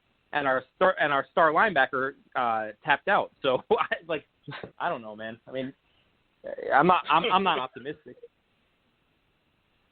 And that's exactly my point. I think that the overall depth, it may be improved, in certain areas like cornerback, but you took away 2 premium players, your 2 best players on this defense. And so to think that we're just going to replace that, with guys like Avery Williamson coming off surgery or, Ashton Davis as a rookie, that is really asking a lot. And again, even last year with all the injuries and everything else, we were kind of middle of the pack in some areas. We were phenomenal against the run, but certainly, not against the pass. And, to expect this year to be able to do those same things against better quarterbacks, if we don't catch those breaks, it is really asking a lot. And I don't think, fans are being realistic with some of the expectations they're putting on this. Yeah, plus with all the turnover and no real training camp and no preseason games to gel, it's the same problem the offensive line's going to have. I mean, you have like 2 new starting, at least 1 new starting cornerback. You have, at least 1, new starting safety. Ashton Davis, a rookie. You got Avery coming off the surgery, and then you're hoping for the best from Quinnen Williams stuff that he could take the next step. But I mean, there's a lot of ifs in that equation, and there's no time to get it together. And we have the coaching staff we have. I mean, look, the defense I think has a better chance. They got Greg Williams, but don't get me started on what I think the offense is going to be this year. Oh man. Hey Jay, that was my next point, Jay. So what do you think about the offense, Jay? I mean, with the rankings and everything that Tyson was just talking about, how do you feel about that? Well, I think that they're headed in the right direction. I'm not trying to be all doom and gloom here. I mean, I really like what Joe Douglas did this offseason with the offensive line, getting it at least at bare minimum stabilized so that, Sam's going to have, at least a little bit of time back there to make a decision instead of just running for his life every snap. But it's going to take a while, man. I mean, like, you replace 1 or 2 guys on the offensive line, that's bad enough, and you have a whole preseason and a whole, training camp and games and live snaps and all that, dude. You're just going to start from week 1 like this is college and have, 5 new guys on the offensive. I mean, this is crazy. So, and it all starts there. So I could see Sam just getting manhandled for the first few weeks until they figure it out. I mean, a rookie left tackle, what is he going to be? Van Roten's never really been that good in his career. I like McGovern at center. it's definitely an upgrade from what we had last year. Don't get me wrong, but I mean it ain't going to be like the offensive lines of 2009, 2010 around here and before that. I mean, we got a long way to go before we get to that level. So and then besides that, you got to rely on our boy Adam Gase to scheme up some winning game plans against good teams with not ideal weapons. I mean, they have good tight ends. I love Le'Veon Bell, but what's the wide receiving core? I mean, you can't really count on much from Denzel Mims this year realistically. And besides that, I mean, you know what you're going to get from Crowder, but you got a bunch of just roster fillers besides that. Receivers. Yeah. So, I mean, I don't think that ranking that Tyson brought up before was unfair in any way on either side of the ball. I think that that's just a realistic breakdown of what we are, except that I didn't agree with the Sam Darnold ranking. But if they're judging based on, previous history and stats, you can't really fault them for putting him there. We're Jet fans, so we're enamored with his potential. But the one question is, I think we all agree the rankings seem fair. They could be a little bit low in some areas, but at some point, can't this team overachieve? Listen, this show's getting fucking depressing as hell. But I'm like, you know what? Can there be can they rally the troops, and can there be an ability where listen, a lot of these guys are playing for contracts. A lot of these guys have a lot to prove, including Adam Gase. Maybe they can surprise us, dude. Maybe they can come out us against the world. We're tired of hearing all this shit. We're tired of losing, and they find a way to make it happen. Yeah, look, any team can. I mean, that's why. Listen, I'm going into the season, hoping for the best. I'm not sitting there from week one saying I don't think that we're in a mode where any fan is let's tank the season for Lawrence. I mean, maybe there are some people out there saying that, but that's crazy. I mean, you want to see progress and you want to see them overperform, But realistically, this team. I mean, look what they are exactly. I think what Vegas is proclaiming them to be. They're over under 6.5. If they play 16 games, I can't really see them hitting the over. Maybe they win 7. To me, an overachieve for this team that's going to get Adam Gase back is 8-8 or above. And so that's what we are right now. And hopefully, you hope that in the future, Joe Douglas does a good job drafting. He has multiple first rounders, along the way. But guys, can I just bring up one thing that really intrigues me? Because that Trevor Lawrence thing, I see it keeps coming up. Dude, if we somehow go 2-14 and we get that number one pick, some crazy thing happens, we go, let's say, trade it and use those picks. You would have so many first round draft picks. You would get you would wind up with 3 or 4 first round draft picks next year. Should you just say 2-14? Dude, are we going to ignore the fact that you just said 2-14? Dude, can you even? Are we already at this point now? We're going to do. You know what, Jay? You know what you're like? You're like all these other fucking podcasts out there and websites. Oh, what if the Jets have 5 of this? What if the Jets have 5 of that? And let's steal Instagram posts and make it our own. Jesus Christ! Now we're going to say, oh, what if we're 2-14? What if we're 3-13? Why not? What if we go 15? What if we go 15-1? What if we go 15-1? Adam Gase has to get a contract extension. Do it. Let's see it.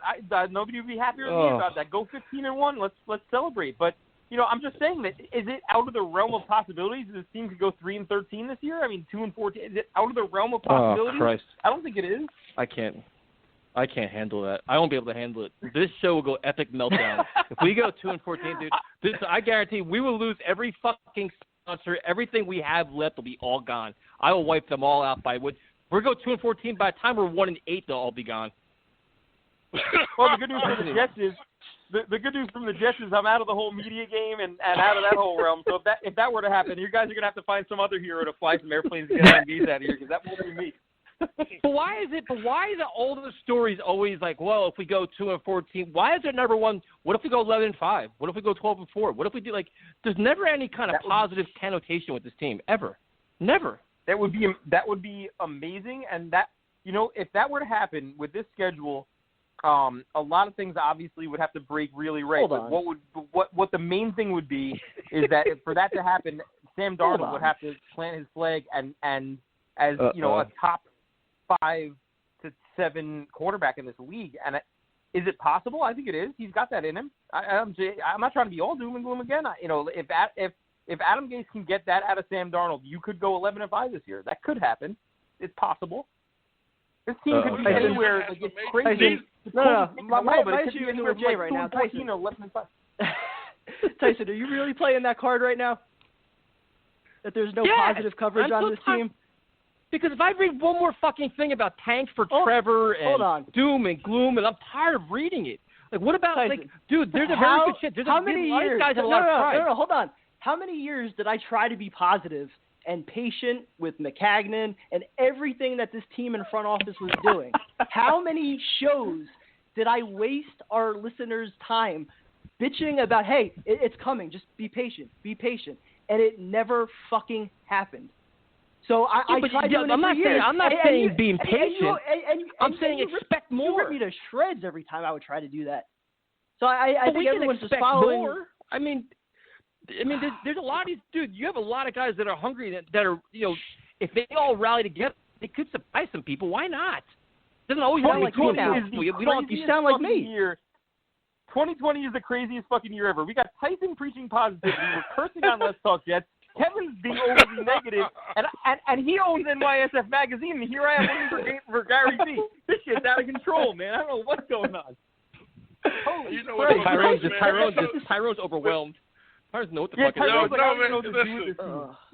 Hey, listen, bro, listen. Because I was getting to, you know, listen, I was all hyped up, and then like Steve and then Jay called him like, Kevin, man. What did I do? But listen, though, man, listen. Jesus.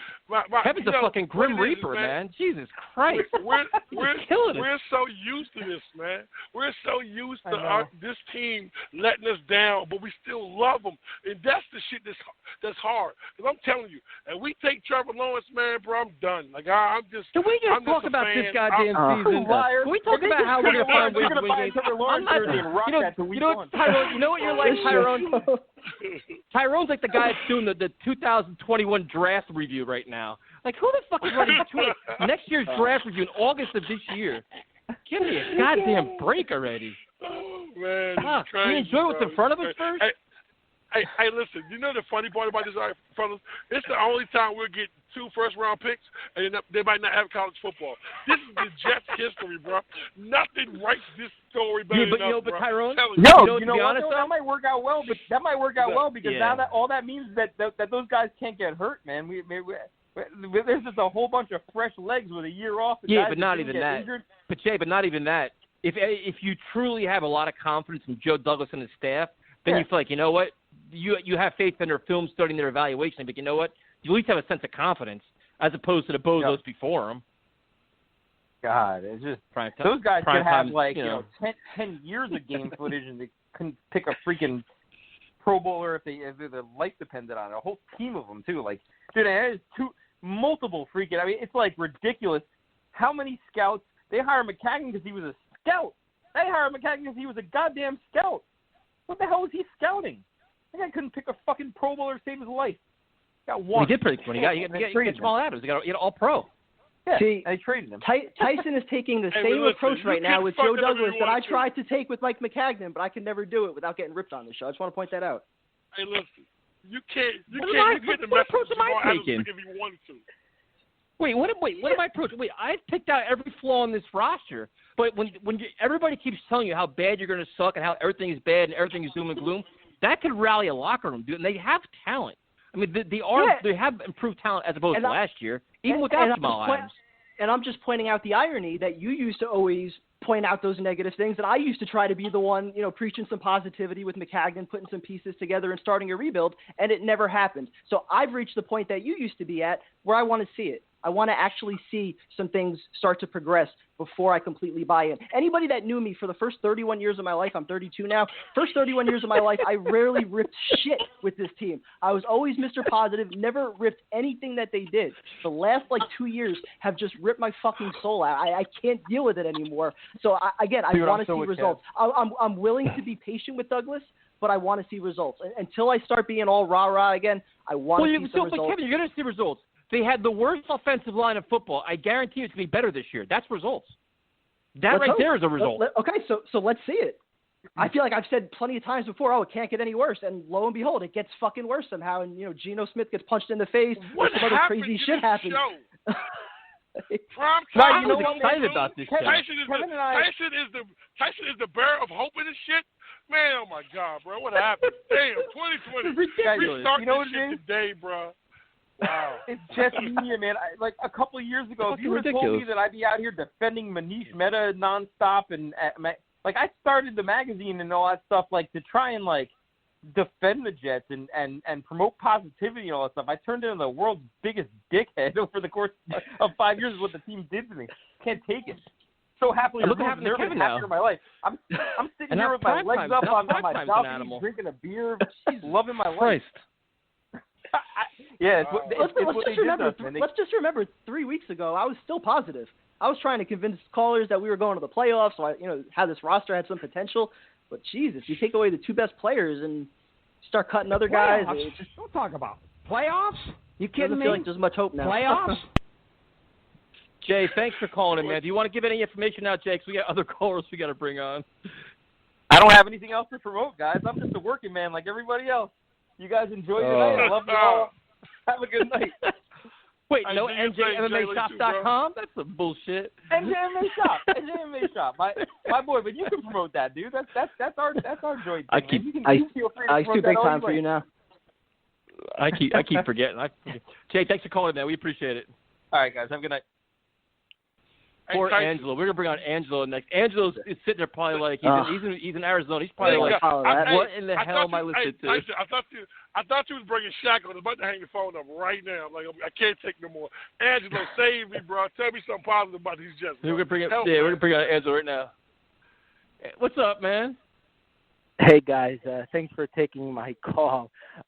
Really appreciate it. Sounds like everyone's a bit depressed in a way and a bit melancholy. Let's man. It's Kevin's fault. Let's cheer everybody up today. Cheer me up, man. Get me thinking positive about this team, Angelo. Give me some reasons to feel optimistic. Yeah, so thanks for the opportunity. So I wanted to kind of talk a little bit about the front office. I'm not sure if the front office is getting enough play. So bear with me here for a moment. So for the past 10 years plus, the Jets front office has been filled a lot with your Tannenbaums, your McCagnons, people that really weren't quite qualified for the job. You're taking these financial people, for example, like Izek and Tannenbaum, and turning them into GMs. I just wasn't sure if that was the right fit. You guys were talking a little bit earlier about McCagnon and him being a scout and his tenure with Houston Texans, was in jeopardy as well towards the end of his career there. So what I wanted to do is kind of talk a little bit about Douglas, about Hogan, Chad Alexander, and Savage. I think if you look at this in the perspective of putting them on paper, these are true football minds. I mean, you've got Savage, who has a lot of connections in the college industry. You've got Chad Alexander with many, many years of experience with Baltimore. You've got Rex Hogan, who has some experience again with the Jets and with the Colts, and Joe Douglas, of course, with his resume. I think what the Jets have for the first time in a long time is an actual roster in the front office, if that makes sense. I think you got some guys that have a plan, and I think they've showed that a little bit. I get all the restrictions, the financial restrictions right now by the owners. They could be a little cash strapped. I understand that. I understand the moves that were done this year, many of the contracts being on one-year deals.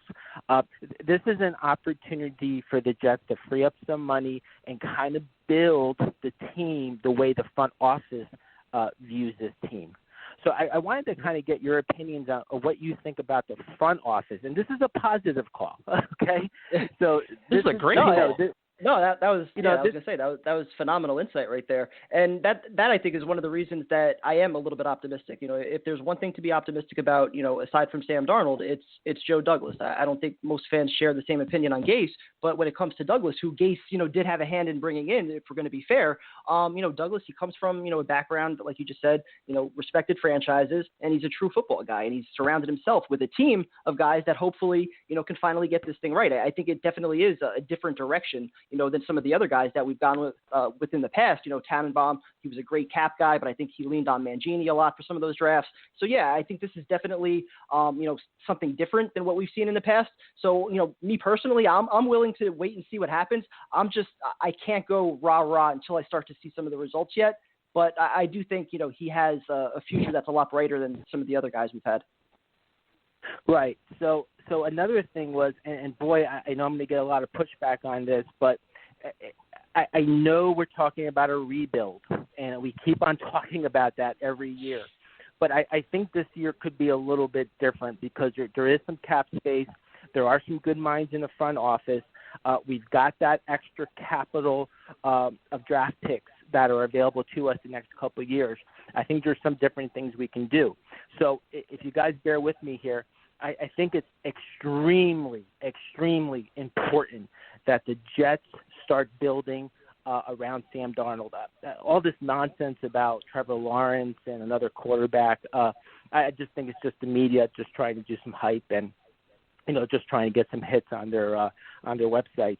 I think the Jets do have a franchise quarterback in place.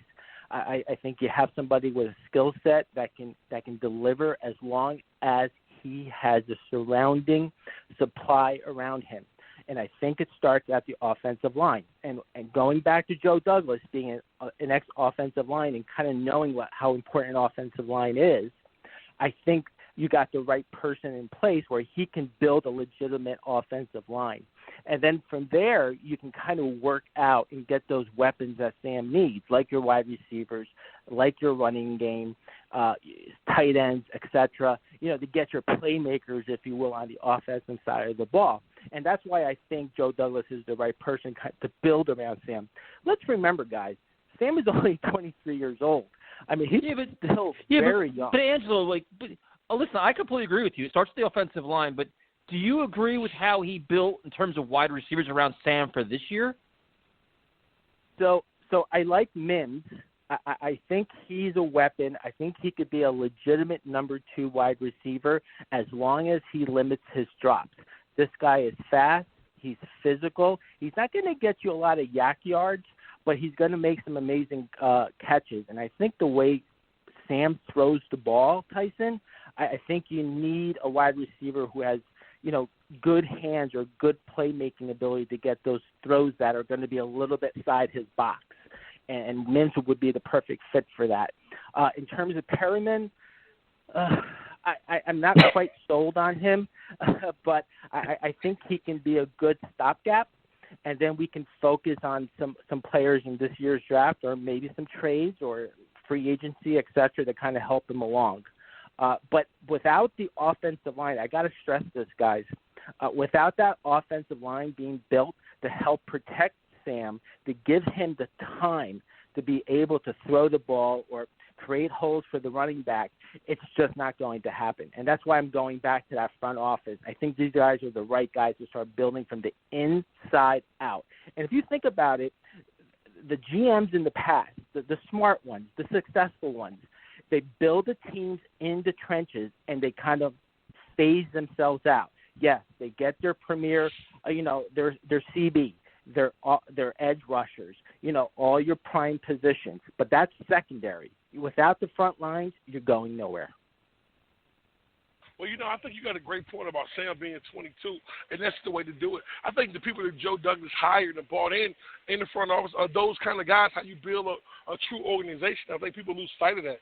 And also I want to say that, the biggest key, the key to all of this, man, is really building a team around Sam with Sam Darnold. I mean, I think everyone overlooks that. This kid is 22 years old. This kid has years to grow. And it's just getting them in the right, in the right situation and having the right players around them. And that's how you be successful. But People, I think you actually get this, and a lot of callers lose sight of this. Yeah, we've had bad management for 8, 9, 10 years. Like, this is not an overnight fix. It's not something you can fix in one off season. And this is how you build a solid team. And you know what I'm saying, a solid foundation. I don't care what anybody say about Jerry Jones. The one thing he understands is if my offensive line is good, my offense will be good as well. So I definitely agree with you on that one. Yeah, but the only argument I have though is if you want to build around Sam, that pick for the quarterback in the draft when you could have went receiver still pisses me off. Like, that's still what always bothered me. And I don't care how. I mean, I don't know, but it's just. Well, I'd rather have more young receivers. Tyson, if I can give you a little pushback on that one, Tyson, the deal for Adams, which I was a big advocate of as well, and I think it was the right decision for the team and the organization as a whole. He was just a bad fit. I think the capital that you got for him from Seattle really is going to make a big play. Again, contingent on them picking the right players. And that's where you can start building. You can get your wide receivers, for example. Matter of fact, if I'm not mistaken, this year's wide receiver class is supposed to be as good, if not better, than last year's wide receiver class. So this is a guy that But for me, the biggest problem I have with that whole problem is I wish we would have got compensation this year. You know what I'm saying? If you're going to trade a player like Jamal, you guys couldn't figure that part out.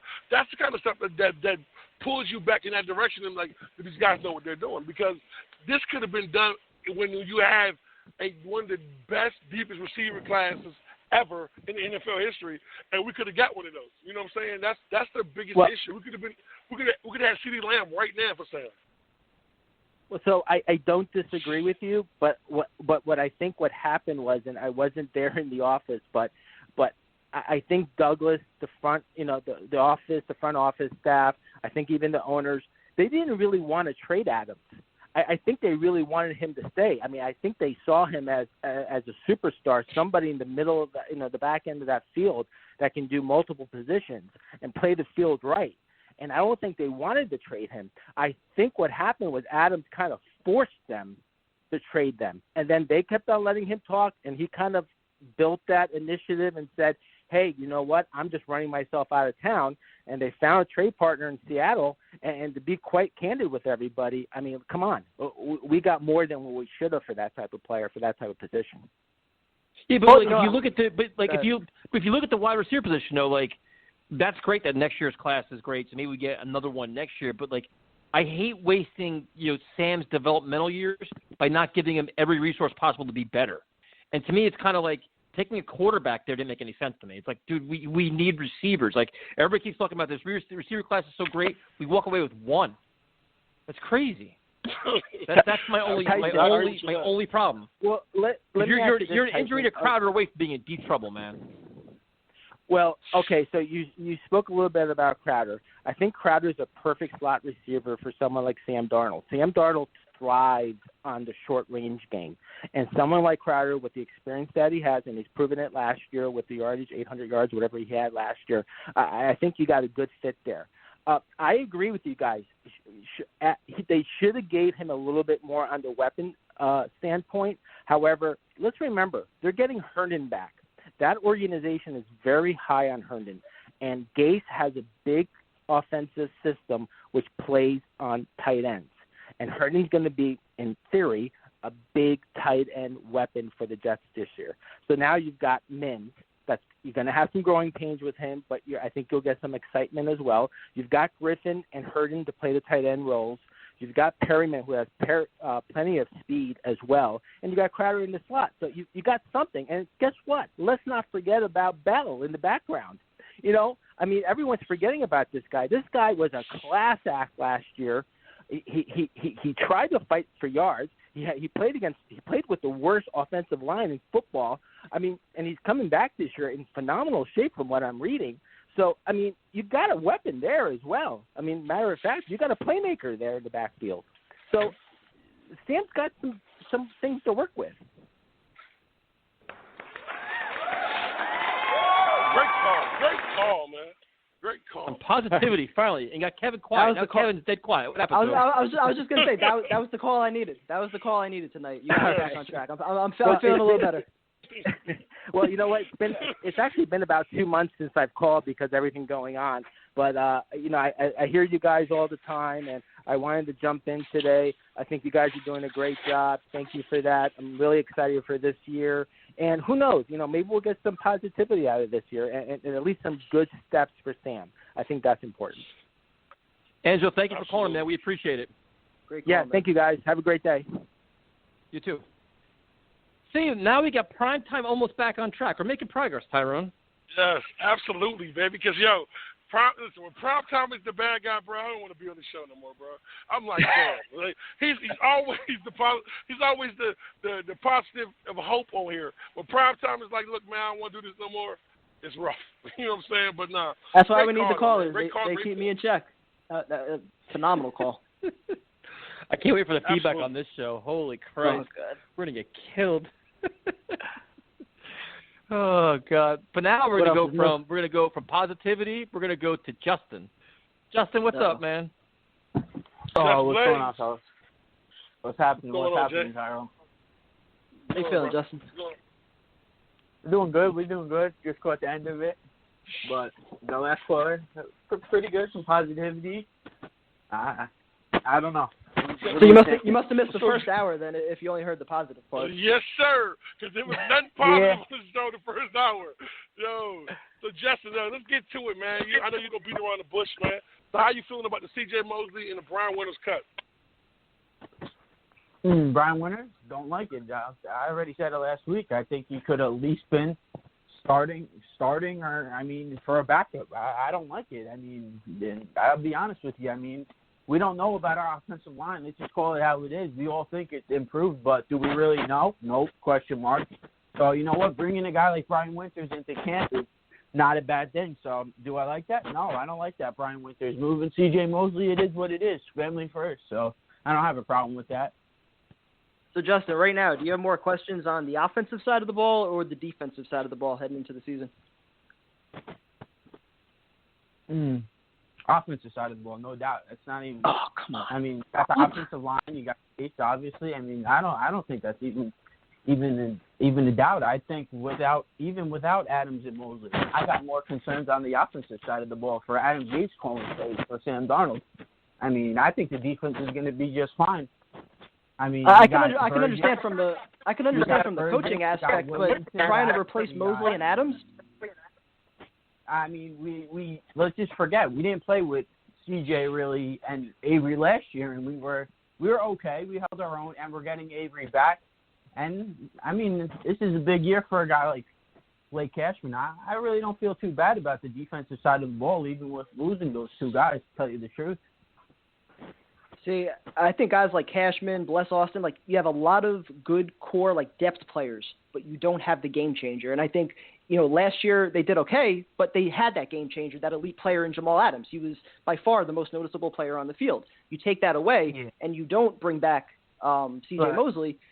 You're putting a lot of hope in Avery Williamson being healthy, in Quinnen Williams taking a big jump, in Marcus May and Desir playing 16 games, in Jordan Jenkins taking a leap to a double-digit sack guy. I think there's a lot more ifs that you're hoping for on the defensive side of the ball with guys that haven't done it, as opposed to on the offense where you have Sam, who has shown the flashes. You have Bell, who has the proven track record. Crowder's proven in the slot. Herndon, he's kind of unproven, but I think he showed you some things as a rookie. I think there's a lot more to look forward to, I think, especially upside-wise on offense.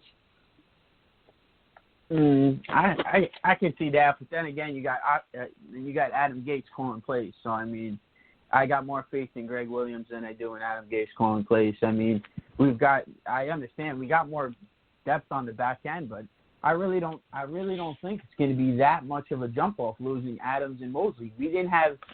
Adams is not as good as we're making it out to be.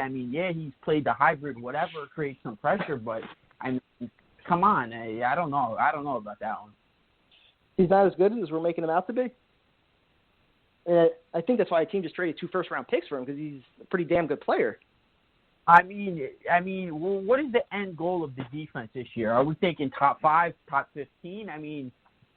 I think the defense If they finished anywhere near the top 15, I think that would be amazing. I think expecting anything above top 20, I mean, you need a lot of things to break right for I think for that to happen. I disagree with that. I think the defense can be top 15. They'll be okay against the run, but against the pass, I don't know. Why do you say that, Jay? I mean, the run defense was fine last year, and you just got better cornerbacks in all around better positions. You got worse at safety though. You got worse at safety, and you still don't have a top pass rusher. And again, Greg Williams gets creative. He puts Ashton Davis and these guys. He mixes it up. More faith in Greg Williams than I do in Adam Gase. I mean, he's got more to work with now too, so that kind of gives me a little more faith.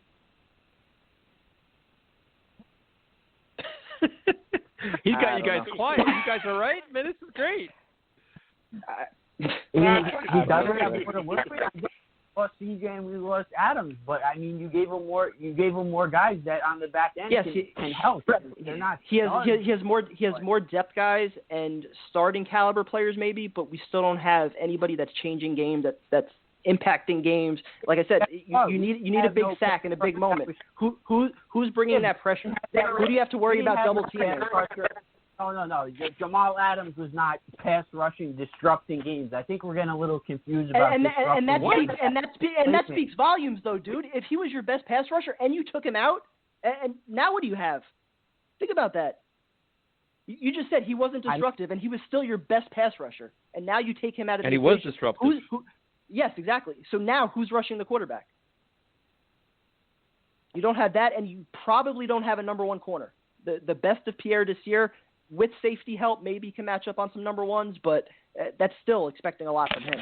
So without the number one corner, without the top pass rusher, and you take away Jamal Adams and you don't get CJ Mosley back, where is the elite production coming from this defense? I mean, who knows? Not even making moves. I mean, we don't know that. This is the roster going into training camp. This is not your week one roster. I mean, who knows? Oh boy, that's a bad answer. If that's your answer, Justin, that's not a good answer right there. Silence. Did Tyron fall asleep? Here, bro. Listen. I was listening to prime time with Justin. When your answer is who's your game-breaking player on defense? Well, they're not done making moves yet. If that's your answer on August 11th, we're in deep shit. I mean, you got to say Quentin Williams, the defensive line's a strength. You have maybe Marcus May's gonna be an impact player. They'll use him in a different role. Improve corners. You got to find something here. Isn't that Awasier? Isn't the guy from the Ravens? Aren't they really high on the guy from the Ravens, Awasier, in the middle too? When they say he was a really good blitzer. Yeah, he's versatile too. Ravens fans, they love him. He can blitz. He's good in coverage. Speed guy, can play special teams. Good in coverage too. Yeah. Where it's seeming like it's going to be as a collective group. It's not going to be exactly one guy. It's going to be a Greg Williams as together. See, this is the whole point that everyone feels that the defense is going to be the problem, but the last couple of weeks, after CJ Mosley said this, now everyone's worrying about the defense instead of worrying about the offense. I think it really depends on what Sam does. If Sam plays well, dude, how could you not be worried about the offense when you're replacing 4 fucking linemen? How can you not be worried about the offense? Especially after what we saw last year, where I can make a good argument the goddamn offensive line coach should have been fired. Like, if you're not worried about the offense now, that's my biggest concern. It's not getting Sam killed. You don't have to make a concern about that because he should have been fired. But it's the whole point of it, man. That what I'm saying. At the end of the day, the biggest issue is no preseason games. These guys really aren't having contact in practice, so no these guys up to speed. The first 2 or 3 games are going to be ugly as hell. It's going to be bad football. That's why you got to run the football. That's why you got to depend on Le'Veon to take the pressure off Sam. That's coaching. So if our coach understands this, someone around him is telling him, like, look, you have to run the football. You have to keep, you have to keep it simple. But we're not going to be the only team without continuity. Buffalo's not going to have continuity. San Francisco's not going to have continuity. You know what I'm saying? Everyone's going through the same struggle we're going through. So I think that, it's kind of a wash. I think our front 4 is probably, top 5 in football. Our linebacker core is going to scare us a little bit. I think this year's an upgrade over 5. Wait. Front 4, top 5? Wait, would you say top 5? What the Top fuck? 5. Top 5. I mean, listen, we have a no-name defense, bro. Listen. We Tyrone, I'm just gonna let you know right now. Tyrone, I'm just gonna let you Wait. know right now, dude. I just peeked on our Twitter account, and you're getting roasted. Everybody wants to know how much Kool-Aid did you have tonight? You just said top 5. Our front four is top 5 in football. It is. I mean, I'm drinking over here, but defense. That top front four was a top 5 run defense. That's a fact, Tyrone. I got you. No, there's no. There's more than run. There's also That's pass. different. That's different. Against that's the what he run, means yes, by top. sir. Listen, Top Quinnen Williams four, could that's have what he five. means by Quinnen Williams could have a Pro Bowl season. This defensive line would still not be top 5.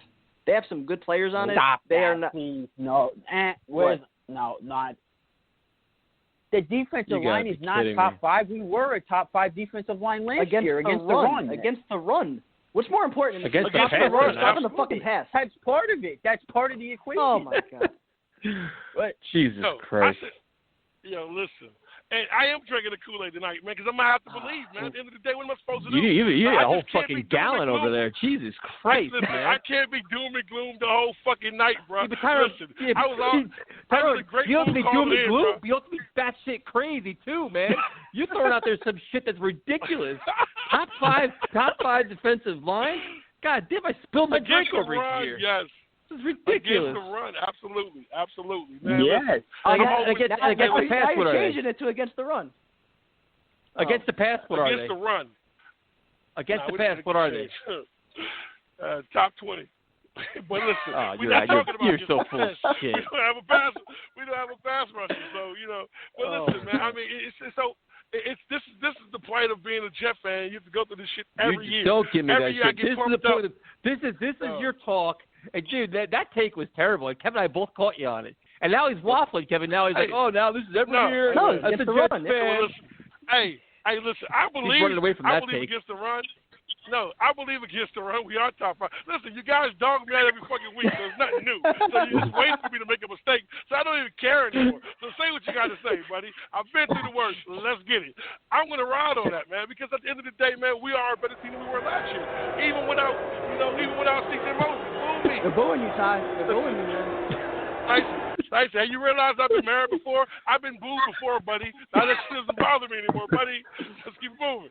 Yeah!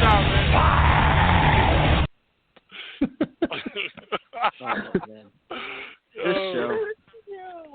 This show's just ridiculous. Tyrone always has that one take. There's always one take every show where you're like, wait a minute, did I hear that right? Like, you get all fired up, you get all emotional, you get all in your feelings. You're all in your feelings like, God damn it, I love my Jets. And you throw out that take, and it's like, boom. And everybody hears it. They're like, oh, here it comes. It's always in the last, 10, 15 minutes, too, though. I think he feels guilty, as the show goes on, about, saying all this, negative stuff, and he feels he's got to end it on some positive vibes, and he just can't walk away. You know what's telling the truth. You know what's so crazy? Nope. Hey, listen, I'm not taking this shit tonight, because Tyson, you've been Mr. Positivity. Never happened. Primetime is the bad guy. What the hell happened? Listen, just because y'all power was out, I need y'all to regroup. Just switch the story back the way it went, man. You know what I'm saying? We have primetime on here, like, yo, we just suck. It's over. Like, what the hell? Like, yo, hold on. I'm saying that about our defense, not about Sam, not about some of the pieces on offense. I'm saying the defense is probably going to be trash this year. That's being realistic, dude. This defense, it's not going to be good, man. Hey, well, we're going to make that case. Disagree. We got to the offense going to be bad. The offense is scary too, man. With 4 new offensive starters on the offensive line, bro. Actually, yeah. This 4. team is going to shock all starters. you guys. I'm telling you, this team's going to shock all you guys. They're going to play much better than you guys are giving them credit for. See. Now he's waffling. See, this is what happens on this show when you don't have a show for 2 weeks, man. This is what happens, man. Oh, my goodness. And then in 3 weeks, when we're doing record predictions, you're going to be predicting 5-11. See, it's okay to say, listen, they're going to be better than we – like, I'm not saying they're going to go 12-4, but they're not. It's not as bad as everybody's making them out to be. I think the loss of Mosley isn't as big as everybody else is making it out to be. We don't know what the fuck he was to begin with. So they have plenty of resources in the middle to overcome him. To me, the question is at corner, at pass rusher. But if you look at there, you say, I think the defense can hold their own. The offense is going to be the biggest story of the entire season. It begins and ends there, and I have no idea there. I couldn't tell you there. The coaching aspect is the only thing that complicates it. Yep. Oh, absolutely.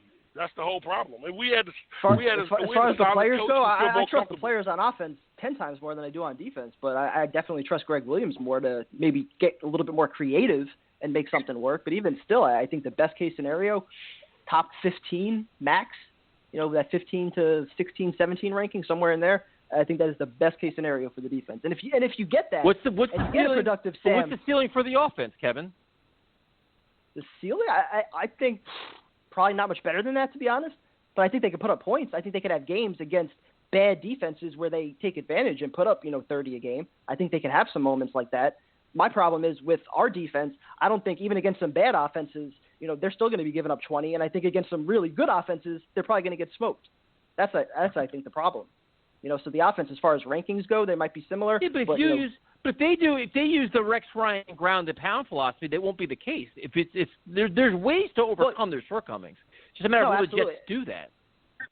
If Gase can get creative, do ground and pound, control the time of possession, all that stuff would definitely help. If you can keep your defense off the field or only have them on the field, 25 minutes a game, something like that, that would definitely be big. But, if I just think it's going to be a major problem for the defense to actually get off the field, period, when they're on the field.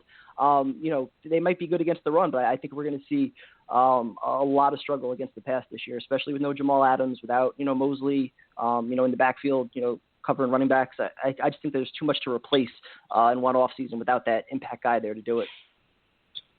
Justin, thanks for calling, man. We had a pass rusher. Thanks for calling in, Justin. Have a good night, Jay. Hey, Prime Time, would you have felt better if we picked up a pass rusher? I would. I probably would. But, unless you're signing Clowney, I don't think anybody, is really changing your defense at this point. Or you're making a trade for Ngakoue, somebody like that. No, he'd be a good player. All right, we got 4 minutes left. So what we're going to do is we're going to have a chance to do your parting shots. Tyrone, what is your parting shot to end the show? Do you have your final thought? I'm going to say this right here, man. This show, listen, anyone who's listening, this show was a great show. Tonight was some crazy stuff. I don't know what was going on. Primetime's the bad guy. Tyson's the good guy. I don't know what the hell's going on. But next week, I promise it'll be better. And anybody who says I'm waffling, you got my information. Get out. You are. Oh, they are. Dude, our Twitter account already has you identified, man. They are attacking the shit out of you right now. Kevin, do you have a parting shot? No parting shots. I'll take the Jamal Adams approach. All love. Well, do you want to share your announcement, man? Yeah, sure. So, really quick. If you guys want to follow at NYSF Mag, I know we've had Jay on the show pretty much every week since we've been doing it. I'll be taking things over there as far as social media goes. Really just trying to organize a whole bunch of different content, expanding, away from just Jets, getting into some baseball, hockey, basketball, MMA, a whole bunch of stuff. So, definitely check that out. There's a whole bunch of things that I have in the works right now, within the next few weeks as far as Zoom goes and, doing some podcasts and just some different kind of content. So check that out, and I'm excited to get started with it. All right, and my only announcement is njmmashop.com. Check it out. We're raising money for the Community Food Bank of New Jersey and local MMA gyms. And we will talk to everybody, hopefully a lot more positive, if we didn't lose all our listeners tonight, next Tuesday. See you guys later. Talk to you guys later. Good night, bro. Y'all be good. Go.